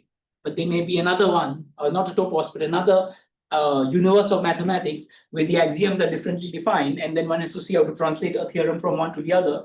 And there may be certain theorems or certain hypotheses, like the continuum hypothesis, which may hold in one axiomatic system but not in another, and one has to make sense of it. So apart from all those nuances, the people have more or less those who work on higher category theory and infinity categories, as they are called, are the ones who have gotten close enough to proving these things. What this all means to say is that from categories, I will now be making shifting gears to higher categories or infinity categories. Now, one thing you may already imagine from this intuitive picture, if these things were thought of like categories, then obviously the lines are morphisms. But these double arrows and triple arrows and so on, they are not just ordinary morphisms, they are higher morphisms. So this is a 2 morphism, this is a 3 morphism. And now we are asking about morphisms between morphisms, which is exactly the idea of homotopy, translated in the language of categories. So now we are talking about relations between relations. I told you last time that category theory is a theory of relations. Now we are talking about relations between relations, and we are talking about the infinity relation, whatever that means. And that packaging is what will give us the notion of continuum. In a way, you should not be super surprised by this. To get something like the continuum, which you knew from the start was never supposed to be discrete and finite in some sense, it wasn't just going to come out from finite stuff just by itself. So it's not so surprising that this formalism of infinity categories is being required. Though of course over here, it's not like the way we do in physics, or just naively say, take the limit and there exist. Here there's a systematic definition and procedure for constructing these infinity categories. And what we will do over here is, I'm not just telling you all these things for esoteric, abstract pleasures. I'm kind of telling you this because what we want to do is, we want to show how our multi-way system that we saw, when we now start choosing not just rules, but what I call higher order rules, will give you a realization of an infinity groupoid, in the sense that our multi-way systems will be the computational models or representations of these infinity groupoids, through which we will make the connection via Grothendieck hypothesis to topological spaces. So the only thing I want you to take from this slide is the first 2 lines. What we are trying to get after. Computation is to physics what algebra is to geometry. And this thing between algebra and geometry is very much the dichotomy between syntax and semantics. Algebra, the way we are looking at it, is pure syntax. Geometry is semantic in nature. Geometry is emergent. The semantics is what kind of gives you a model or a representation of the syntax. The language is defined purely syntactically, a formal language, a formal syntactic language, and it has various representations or various models or model theoretic ways of looking at it. That computer scientists describe this computer scientists describe this in some terms of some semantics of the category or semantics of the syntax. Here we will think of this as geometry being realized on this side, and in some sense via this geometry this is the kind of underlying machine code of physics, and this interpretation with all the continuums, all the geometry, etc., will realize a higher level physics that we think of. So of course, there is a more kind of sophisticated way in which people think of these infinity categories. I don't want to go into that because I would then have to first define for you the infinity categories. I just trying to point out that these infinity categories are well-defined things. Right now, we can discuss it later, or you can look at that paper, all that information is there. But what I want to now, based on this intuition that you have gathered so far about these objects, now we want to put all the pieces together. I kind of introduce a bunch of things now. So now is the time to synthesize and put everything together. So how do we do that? Let's start again with our multi-way systems. This is exactly that same multi-way system. I've just hidden the labels of the string. And now we want to realize these homotopies in this. So how do we do that? And we want to do it categorically.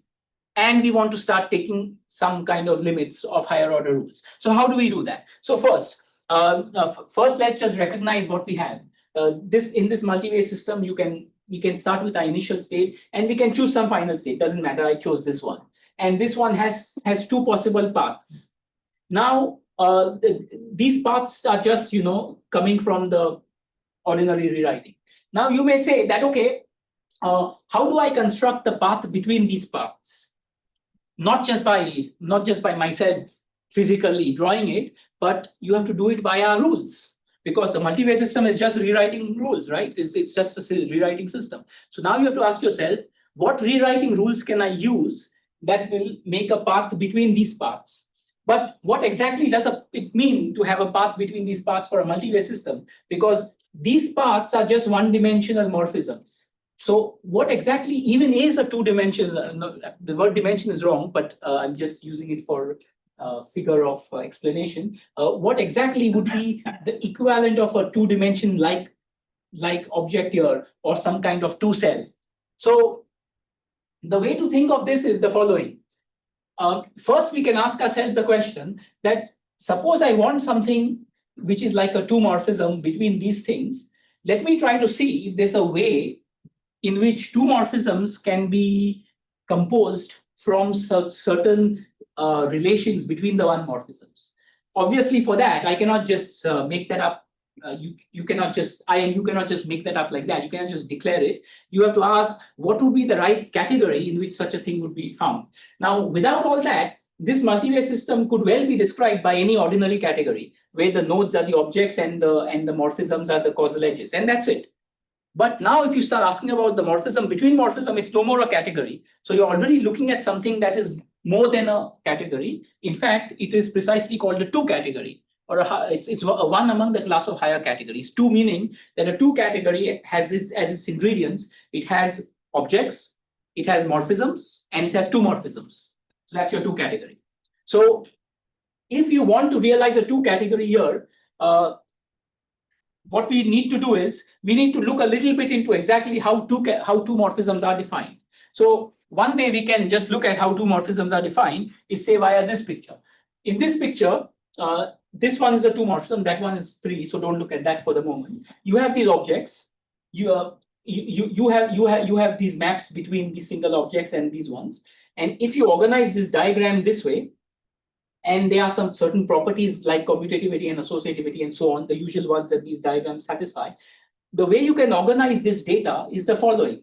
You say that there is one thing that is a category which has objects and just these single maps. This is one category. And there's another category, in parallel, you identify another category. And you say the data of that category is that the objects are these maps, these one morphisms. And the morphisms, these maps, are this whole cell. And this whole cell is defined by saying that if you have this function and if I have this function, the commutativity of this diagram guarantees that there is some way to relate this to this, because I have all this construction. So you're now saying that there is one category and there's another category you're keeping in the side whose objects are now the maps. So automatically, via the way these things relate, the morphisms of that next category become the two cell. And you can do this procedure iteratively.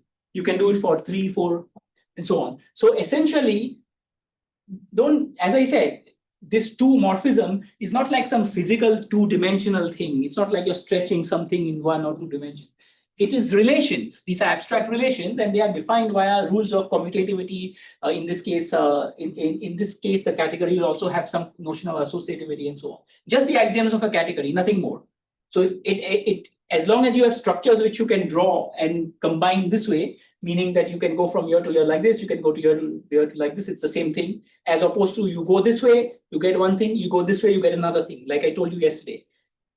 If you make sure that whichever way you go, you get similar things, then these things relate to each other via this thing, and this whole space maps like a mapping from a one morphism to a one morphism. So this is the notion of a two cell. Now, how can we translate that to what we are doing? In our multi-way system, if we had some edges which we could write between these nodes, then the commutativity of these diagrams would look like two morphisms. But where do we get these edges? Because in the original multi-way system, these edges were not even there. So the rewriting way of doing it would be to cleverly think of the right rewriting rules, which would give you maps between these maps. Now, how can one do that? I mean, you can just meditate and think of them, and for some people it may work. Or you can do the following. You can use some kind of a heuristic where you say that first, let me identify these states, what this state is and this state is, and write a rule that explicitly takes them together. And whatever that rule is, you can then generalize that rule and put it into the whole system, and it will give you a whole bunch of things other than it. So there are all some kind of algorithmic tricks you can do. But essentially, you can, besides the original rule of your multi-way system, which was A goes to AB, you now have to use an additional layer of rules that will start mapping nodes between the paths. And that not just for these two examples, but for any, let's say, or for more than one, let's say. You may have, this space doesn't have to be regular. It's not like the whole thing has to be 2 dimensions or 3 dimensions. It may be, it's just that a bunch of paths will have paths between them, paths between paths, and those will require higher rules. So that would be the next layer of rules. But then you may say that, okay, fine. We cleverly cook up these rules, which is easy, and which is actually an example of specifically what those rules are in the paper. So you can just look at those and you can literally work them out. As you see, this figure is generated on Mathematica, not on PowerPoint. So there has to have been some rule to do it. Yes. Now, then you may ask that let's go further. It's the same multi-way system, by the way. Okay, and these two paths, one in red and one in yellow, is the same as these two red paths now. Okay, the color, now I've used the yellow for something else, but these two red paths are the same as these two. And the purple ones are also the same here, but now I want a 3-cell. Here I had a 2-cell, like a 3-dimensional thing. So now I'm taking another bunch of 2 cells, and I want to map that 2 cells in the yellow to the 2 cells of the red to get these 3-dimensional things with the orange ones as a cube, which means I have to use a next layer of rules that admits that. And you can go on. In some cases, the process may terminate. The multi-way system may not have enough data. But in certain cases, like in this one, at least, where the multi-way system goes on and on, it doesn't terminate. If you go deep down, not here at the here in this not at the starting point where you can find rules for 3 cells, maybe 4 cells, but maybe not much more. If you go deep down, depending on how complex the multi-way system has gotten, you may be able to find higher and higher layers of rules that give you cells of higher and higher homotopy. These are homotopy types, these things. So these morphisms are basically, this whole multi-way system is a type, and the type of cell that you have gives you the homotopy type. So what you can do is this way, we are basically constructing all the data that you need for an infinity groupoid. An infinity groupoid is just the n to infinity limit of this kind of category. These categories are, when they are finite, these are called n-fold categories. I told you it's a 2 category, right? 2 category, 3 category. In general, it's called an n-fold category because you can fold it, and go n up and up. So this, the infinite limit of this realizes an infinity groupoid, like formally, mathematically. And that infinity groupoid is a category.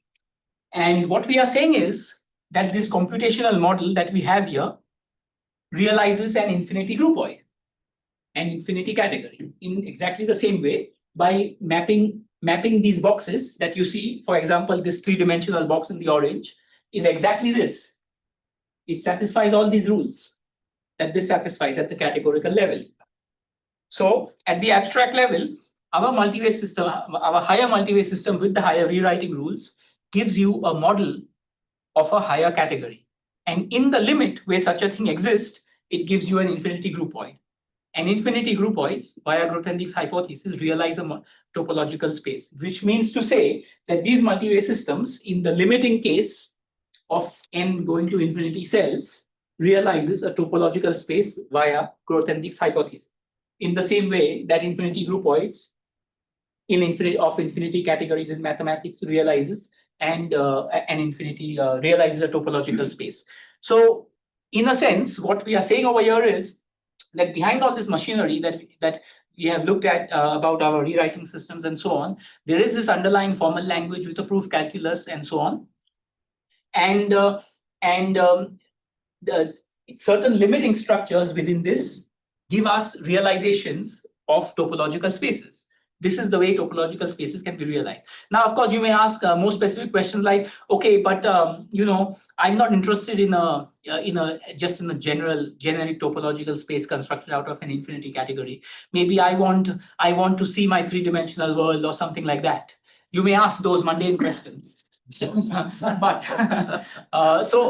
But so the approach over here, this is work to do. It's not that it cannot be done, but one has to do a little bit more work. What this means is the following.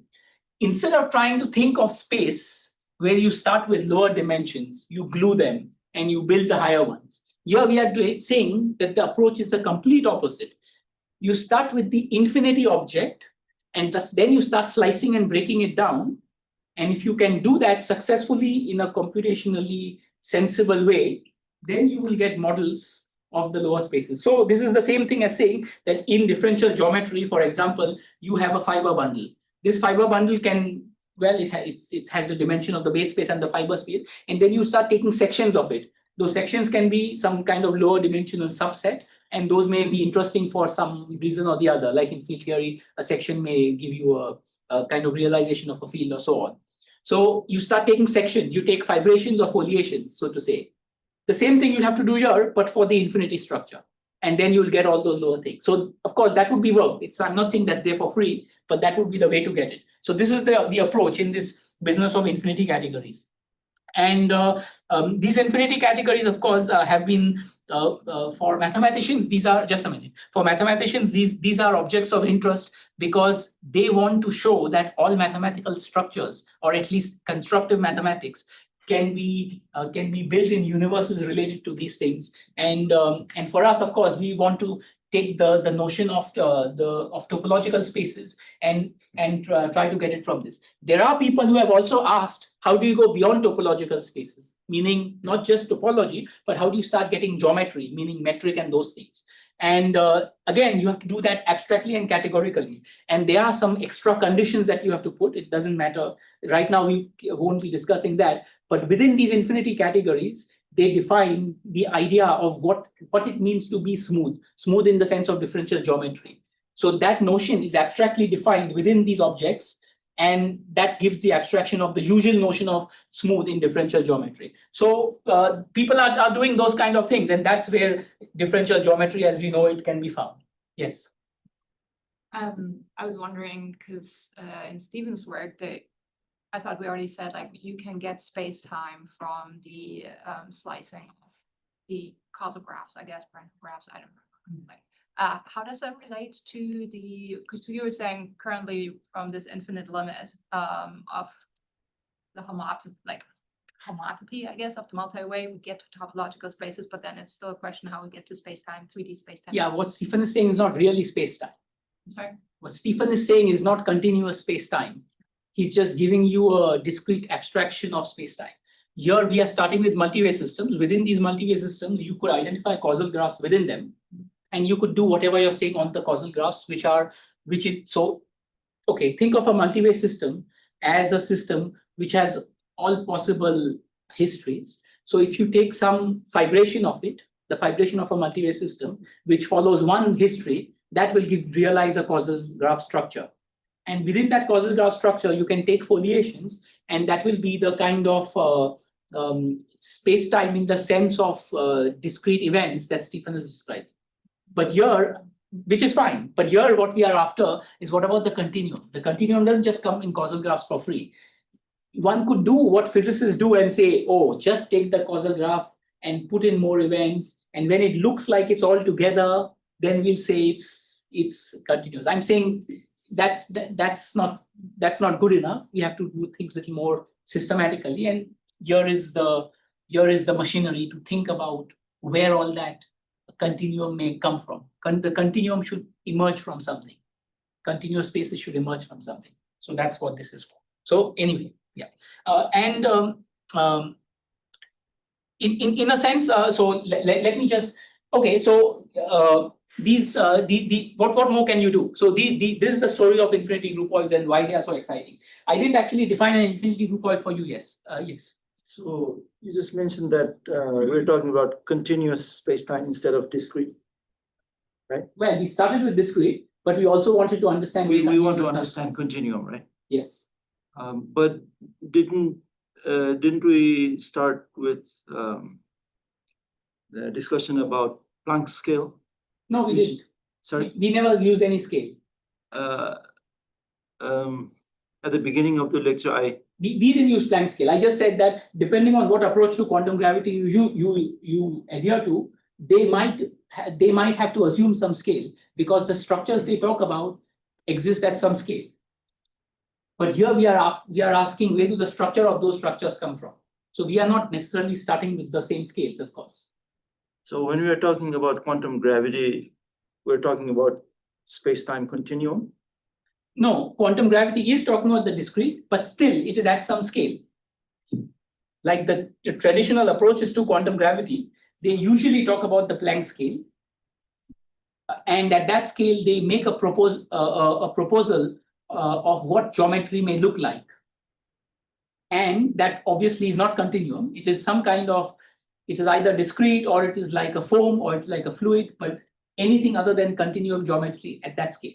And then they say, let's write down the equations of motion, let's derive Einstein's theory in some limit and so on.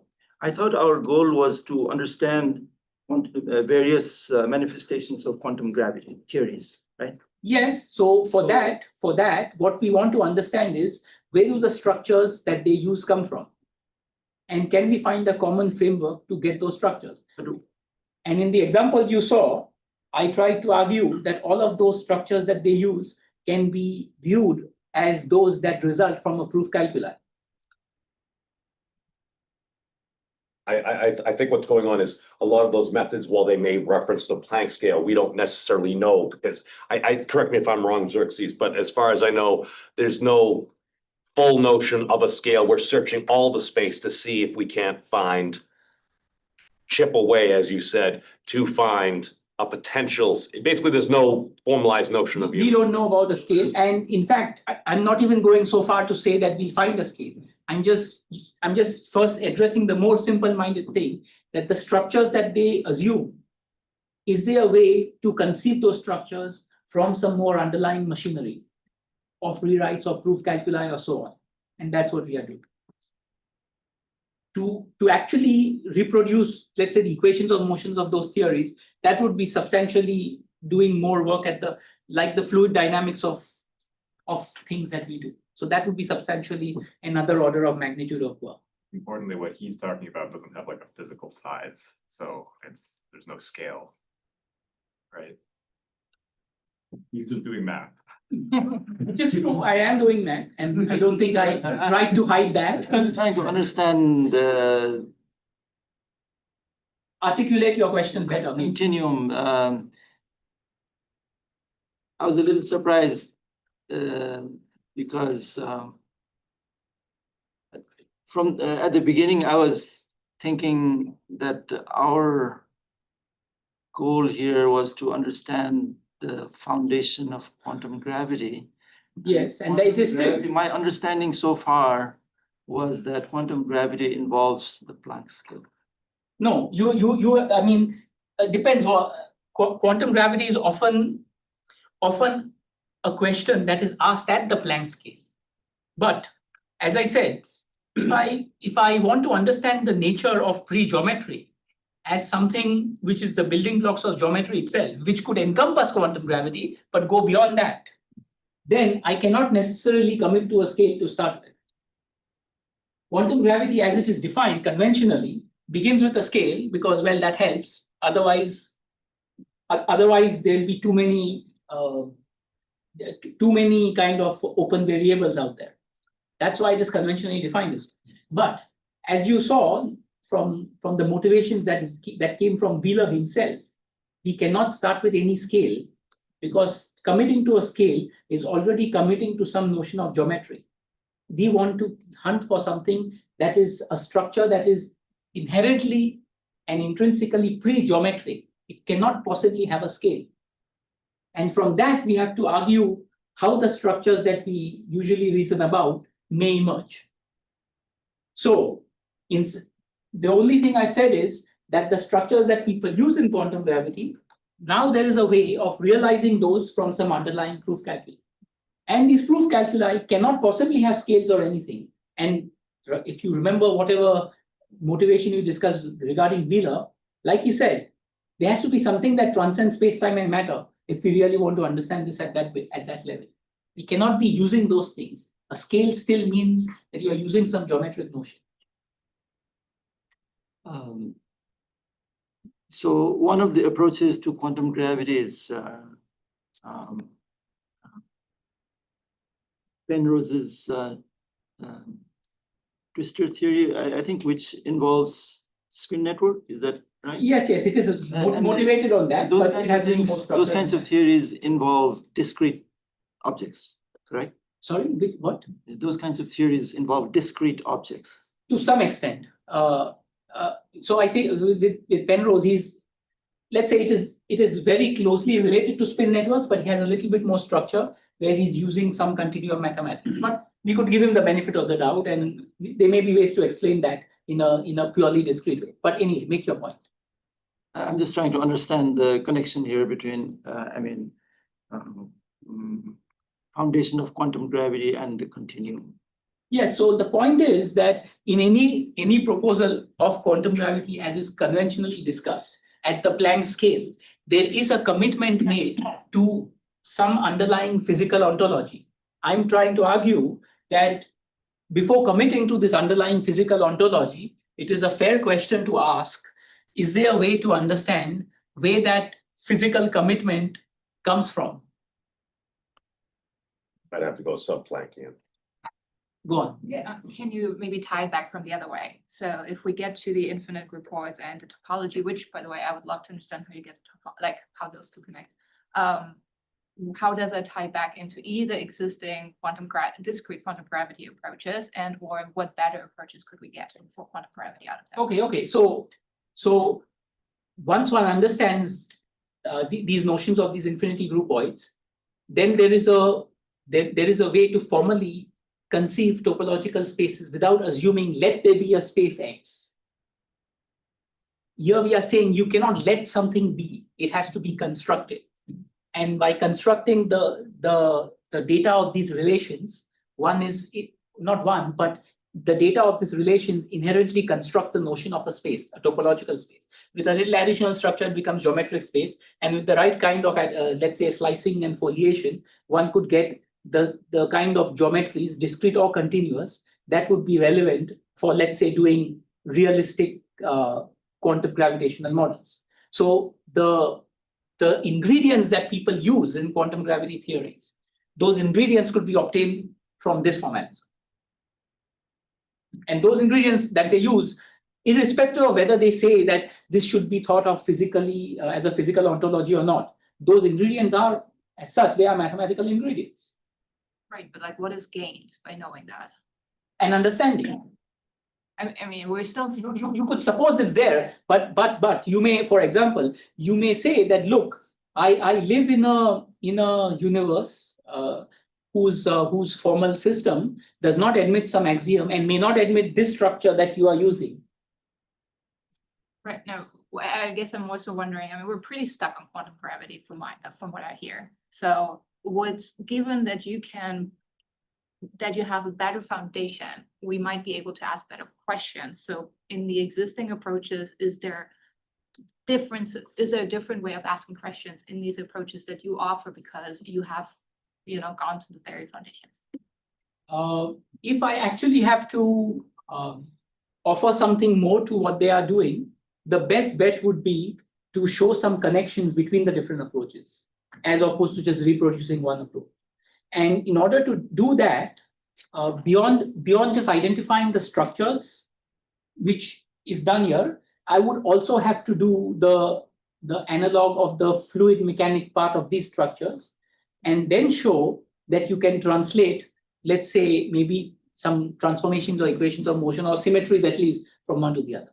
If that succeeds, then it would help build a bridge between these approaches. might we be able to get rid of some of them because we just show that they're true? Well, maybe one might be able to say which ones are outliers and which ones seem to be more central and relating to each other, something like that. For a while, people have wondered that I mean, okay, so one of the kind of things that people have thought about, which again is not a settled question, is that in these approaches, one thing what you may imagine is that if you actually think of these, all these, let's take these nice, or any of these examples of these pictures, except last one. If you think of these as a statistical mechanical system, you may ask similar questions that we have in our intuition for statistical mechanics. We may say that depending on certain, could be scales, so because if I'm doing statistical mechanics, I need a scale. And these things anyway use scale, so that's not a problem.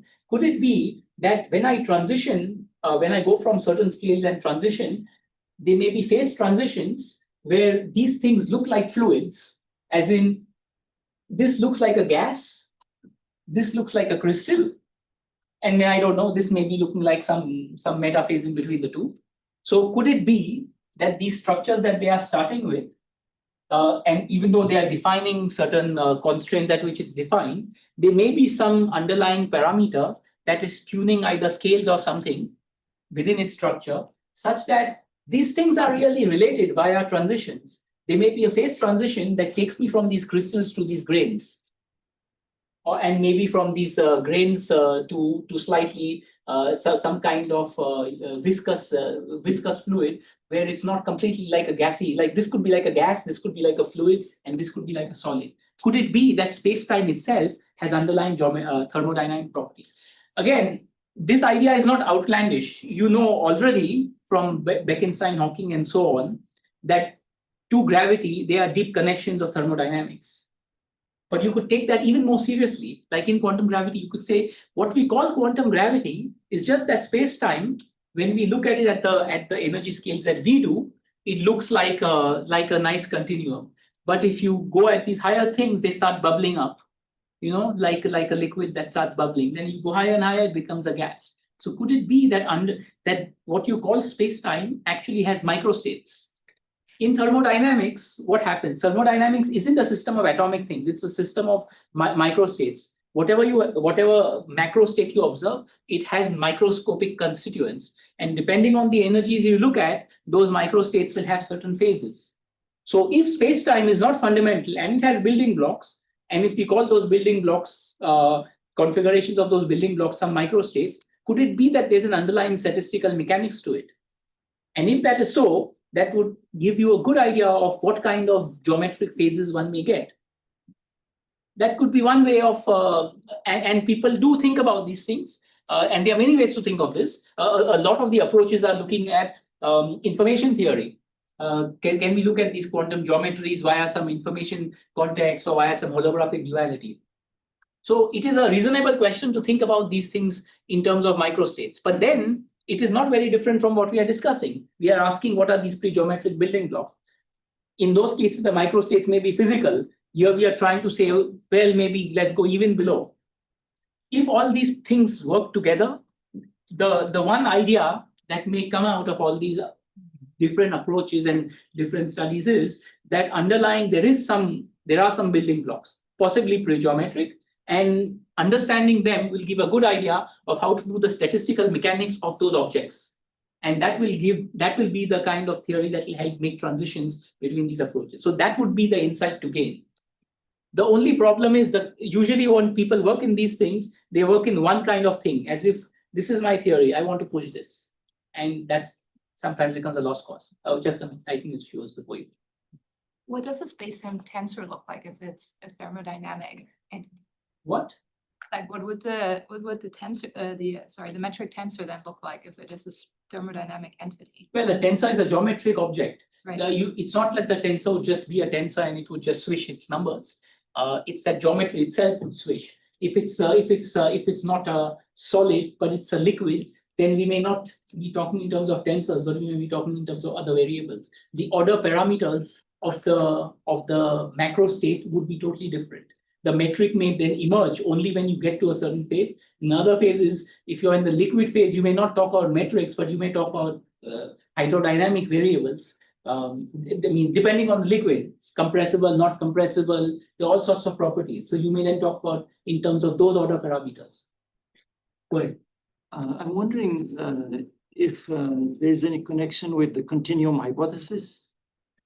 I mean, they might be. Not that I've alluded, not that I've gone in that direction, but the continuum hypothesis would have to do more. Here, it's not so much about the continuum hypothesis that I'm after. Here, I'm just talking about continuity in the sense of differential geometry. If you want to examine the continuum hypothesis, the kind of questions you're looking at is more like, okay, here we are working with these toposes, we are working with these constructive mathematics. Within these constructive mathematics, what kind of axiom systems can I look at? What properties can I give the natural numbers, the reals, whatever is the notion of reals? What kind of counting can I do? And you may have to really look at this hypothesis within the context of a topos and within the context of the axiomatic framework. And then you may realize that in some formal systems, the hypothesis holds true, and in some it may not be. It may not hold, or it may evolve. So it's a different question, but you may examine it through the lens of this kind of machinery. So from what you said earlier, I understood that we're trying to understand the continuum, space-time continuum, right? I mean, we hope to understand what continuous spaces become. Yeah, Cantor's continuum hypothesis was that continuum was equal to the cardinal number of the power set of the Aleph norm, which is the infinity of the integers. But we now know that that hypothesis is independent of the usual axioms of set theory, right? Yes. I mean, yeah. So since we are trying to understand the continuum, space-time continuum, I thought maybe that hypothesis it's I mean, yes, they are, you may find some relations, but we kind of, when two problems are difficult enough, might as well just narrow the scope. So I've just narrowed the scope. Okay, so in the last slide, I'll take more questions, no worries. The last slide, what I want to then point out is that there are some more things you can do. Right? Probably this relates indirectly to this other question you asked, what else can one gain from these things? And that people have been doing, besides quantum gravity, which is not the only problem in the world to worry about, there are other things too. And with this kind of this kind of technology and machinery of higher categories and spaces, one quickly realizes that given that the notion of space comes out from these higher categories and infinity groupoids, one may start asking that, well, look, this kind of higher structures would then also apply to other objects in mathematics like groups, algebras, and so on. So for example, if you look at your quantum field theory, typically that is what we would refer to as a gauge theory. Gauge theory in the sense that there's a gauge group, right? Like electromagnetism as a field, it has the gauge transformation is just a phase. So it's a U1 group. And you'll say, well, you apply a gauge transformation to the field, and then the system thing is gauge invariant and so on. Now, based on all these things, based on these higher categories and so on, you can ask that if I have two gauge transformations that are not equivalent, what is the gauge transformation between gauge transformations? Which means that I'm asking that between these two objects of the group, what is the object between those objects? And that's no more going to just be a group. That will start being what is called a higher group. That's not exactly going to satisfy the standard axioms of a group. So automatically from all this machinery, for free, if you like, you get higher groups. And if you have higher groups and they are somehow Lie groups, then you have higher Lie algebras. Which means that you don't just have the axioms of a Lie algebra, the ones that you have, the usual Jacobi identity, skew symmetry, bilinearity. You actually start relaxing them and get higher versions of those. So then you get higher algebras. But like you all know, with groups and with Lie groups and Lie algebras, we almost swear by them every day. what do they do for us? They give us symmetries. And what does this mean? That this indicates the existence of what are called higher symmetries. It's as if there are symmetries between the symmetries. Like normally we think of symmetries as some rotations and something invariant. Now it is like saying that you do a rotation, you do another rotation, and then there's a rotation between those rotations, whatever that means. Can't imagine that, but it's there. So what it means is that besides the quantum field theories that we work with, that we use, there's a whole tower of new field theories sitting out there with higher symmetries, higher groups, higher algebras. And these things people have written down. These are not common. You don't go to the LHC to find those things, and probably that will be the wrong place also. But there are, so I think Urs Schreiber is one of the authors you can look at. Schreiber has written a lot of works on these higher gauge theories, and these higher gauge theories require new kind of mathematics related to what is called higher homology, and it's all based on these higher categories. So higher math directly gives you new theories of physics. So besides these approaches to topology and geometry and structures of pre-geometry, at the same time, this starts giving you the tools to build formalisms of new field theories that you haven't yet, beyond the standard ones. And some of those things people study, like topological Chern-Simons theory of higher order and so on. So these things actually exist, but they're still people are still working on that because there's a lot more to say about this. And this means that you can do all of what you know about mathematics besides groups and algebras, topology, geometry, algebraic geometry, and also all of them will have these higher versions. This will be extremely relevant for physics and math, but maybe not for things that you may, perhaps it may not be relevant directly for, let's say, collision experiments. So I don't know if that will be relevant directly for that, but it will be relevant for looking at some of these very, very specific problems, perhaps related to geometry or related to higher structures. And people who kind of look at, at least formally, who look at things like M theory and higher dimensional quantum field theories, in those things, when you go higher dimensions, many of these structures automatically appear. In lower dimensions, some of these things are suppressed because there's not enough room to allow for those homotopes. But when you formally consider mathematical field theories, just abstract quantum field theories in higher dimensions, there is more room to construct higher homotopes and their transformations. And those, again, are new kind of physical, so to say, or mathematical physical theories that come out from these kind of considerations of these infinity categories. Go ahead. What do you mean by higher structures in physics? Higher structures, I simply mean those that are symmetries, that are higher symmetries relating to higher gauge groups and higher Lie algebras. I mean, physics-wise, physical experiment. I am just looking at physics through the lens of math. But when we say physics, we're talking about something physical. So for me, a quantum field theory is physical. It may just not be something I may find in a collider, but a quantum field theory is as physical to me as it gets. And I just mean to say that they are generalizations of quantum field theory simply in terms of the symmetries that a field theory is defined on. These symmetries have symmetries between symmetries based on these higher groups, and that gives you a perfectly well-defined quantum field theory. It may be that quantum field theory does not live in four-dimensional space-time, and most likely it won't. It may require, it may, if you ask where can it be instantiated, it may be instantiated in perhaps in a higher dimensional universe, or some exotic corner of the universe where space-time is crunched in some way or something like this.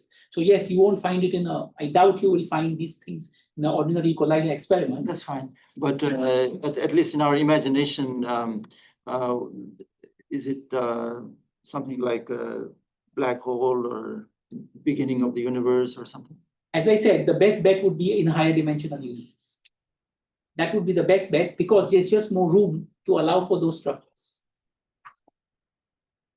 Thank you. Like in these higher field theories. So as you know, in standard quantum field theory, 3+1 dimensions, particles are point objects. And really they are point in the field theory. It's not that they have a size, they are point. That's it. Standard field theory, not standard model physics. Now, in some of these higher field theories, you can admit structures that are fundamental but are not point-like. They have higher dimensions and they have the interactions and transformations and things like that. And so these field theories give you a basis for that. In many ways, what Schreiber and his colleagues are doing is actually very important work. Like physicists have for a long time given these ideas of maybe there is some more fundamental theory, M theory, so on, all sorts of names. Like M was mystery, magic, and I don't know what else it was, whatever, or madness, whatever. But these people have been trying to ask, what's the mathematics behind it? Like physicists just conjecture anything. Oh yeah, maybe this fits our equations, and they conjecture new theory, new dimension, etc. But these guys have been trying to find, okay, forget about physically whether you may find it, not find it, etc. Does it have a mathematical basis? What kind of math would describe it? Clearly, the existing math of the standard model is not going to describe those kind of structures and interaction. It requires some more. And they realize that this is the kind of machinery that goes into describing those kind of field theories. Yes.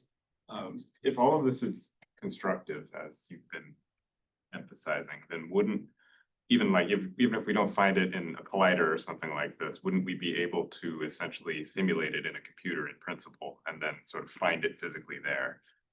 Yes, for the field theories that I mentioned. Yeah, these higher. Yes. For the field theories, once you formalize it nicely, like there are all these kinds of higher Chern-Simons theories. You could compute correlation functions based on this. Of course, you can absolutely do that. So that it kind of physically exists in the computer, you could build. Yeah, you can calculate. You can actually calculate those correlation functions. It's not going to be anything outside of your computation, but you can do that. This I already mentioned, so I'll skip this. And this is just the summary of this. The route I've tried to point out is, so as such, as you've been exposed to the physics project, the kind of mapping that you were primed towards was this thing that physics has something to do with computation. But in order to actually connect these two things, or rather, if you had asked exactly how does physics get realized from programs and computation, then I'm trying to make the argument that to actually prove this connection, you need to take the route from year to year or year to year. What you need to do is first we need to identify how programs and proofs relate, which is what computer scientists have done. Then we need to understand how proofs and homotopy spaces or spaces relate, which is what mathematicians have done. And then we finally relate how these spaces actually connect to physics, which is what some of those mathematical physics and higher field theorists have done. So when you actually put all these ideas together, then you see in what sense constructive physics or physics and computation actually link together. So if whatever we call the basis of the Wolfram Physics Project, and all the kind of philosophical ontological statements you have heard, if you have to now say, okay, for a moment, let's forget about all the speculation and all the philosophical part. Let's see what would be the way to either pin down the connection in terms of some mathematical formalisms. This is the route, this is the mapping. And that is the way I understand how the physics project can be thought of, or whatever part of it is called the physics project. And in a way, this is at the end of the day, this is really about trying to ask how do theory of physics where do theories and structures of physics get realized from? And if there is something constructive or computational about it, it has to follow all this tower of machineries. So that's what I want to end with, and I'm happy to take more questions.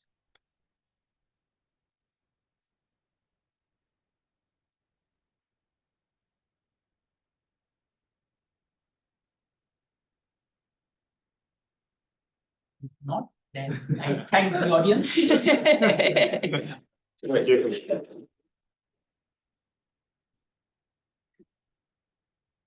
What's I don't know,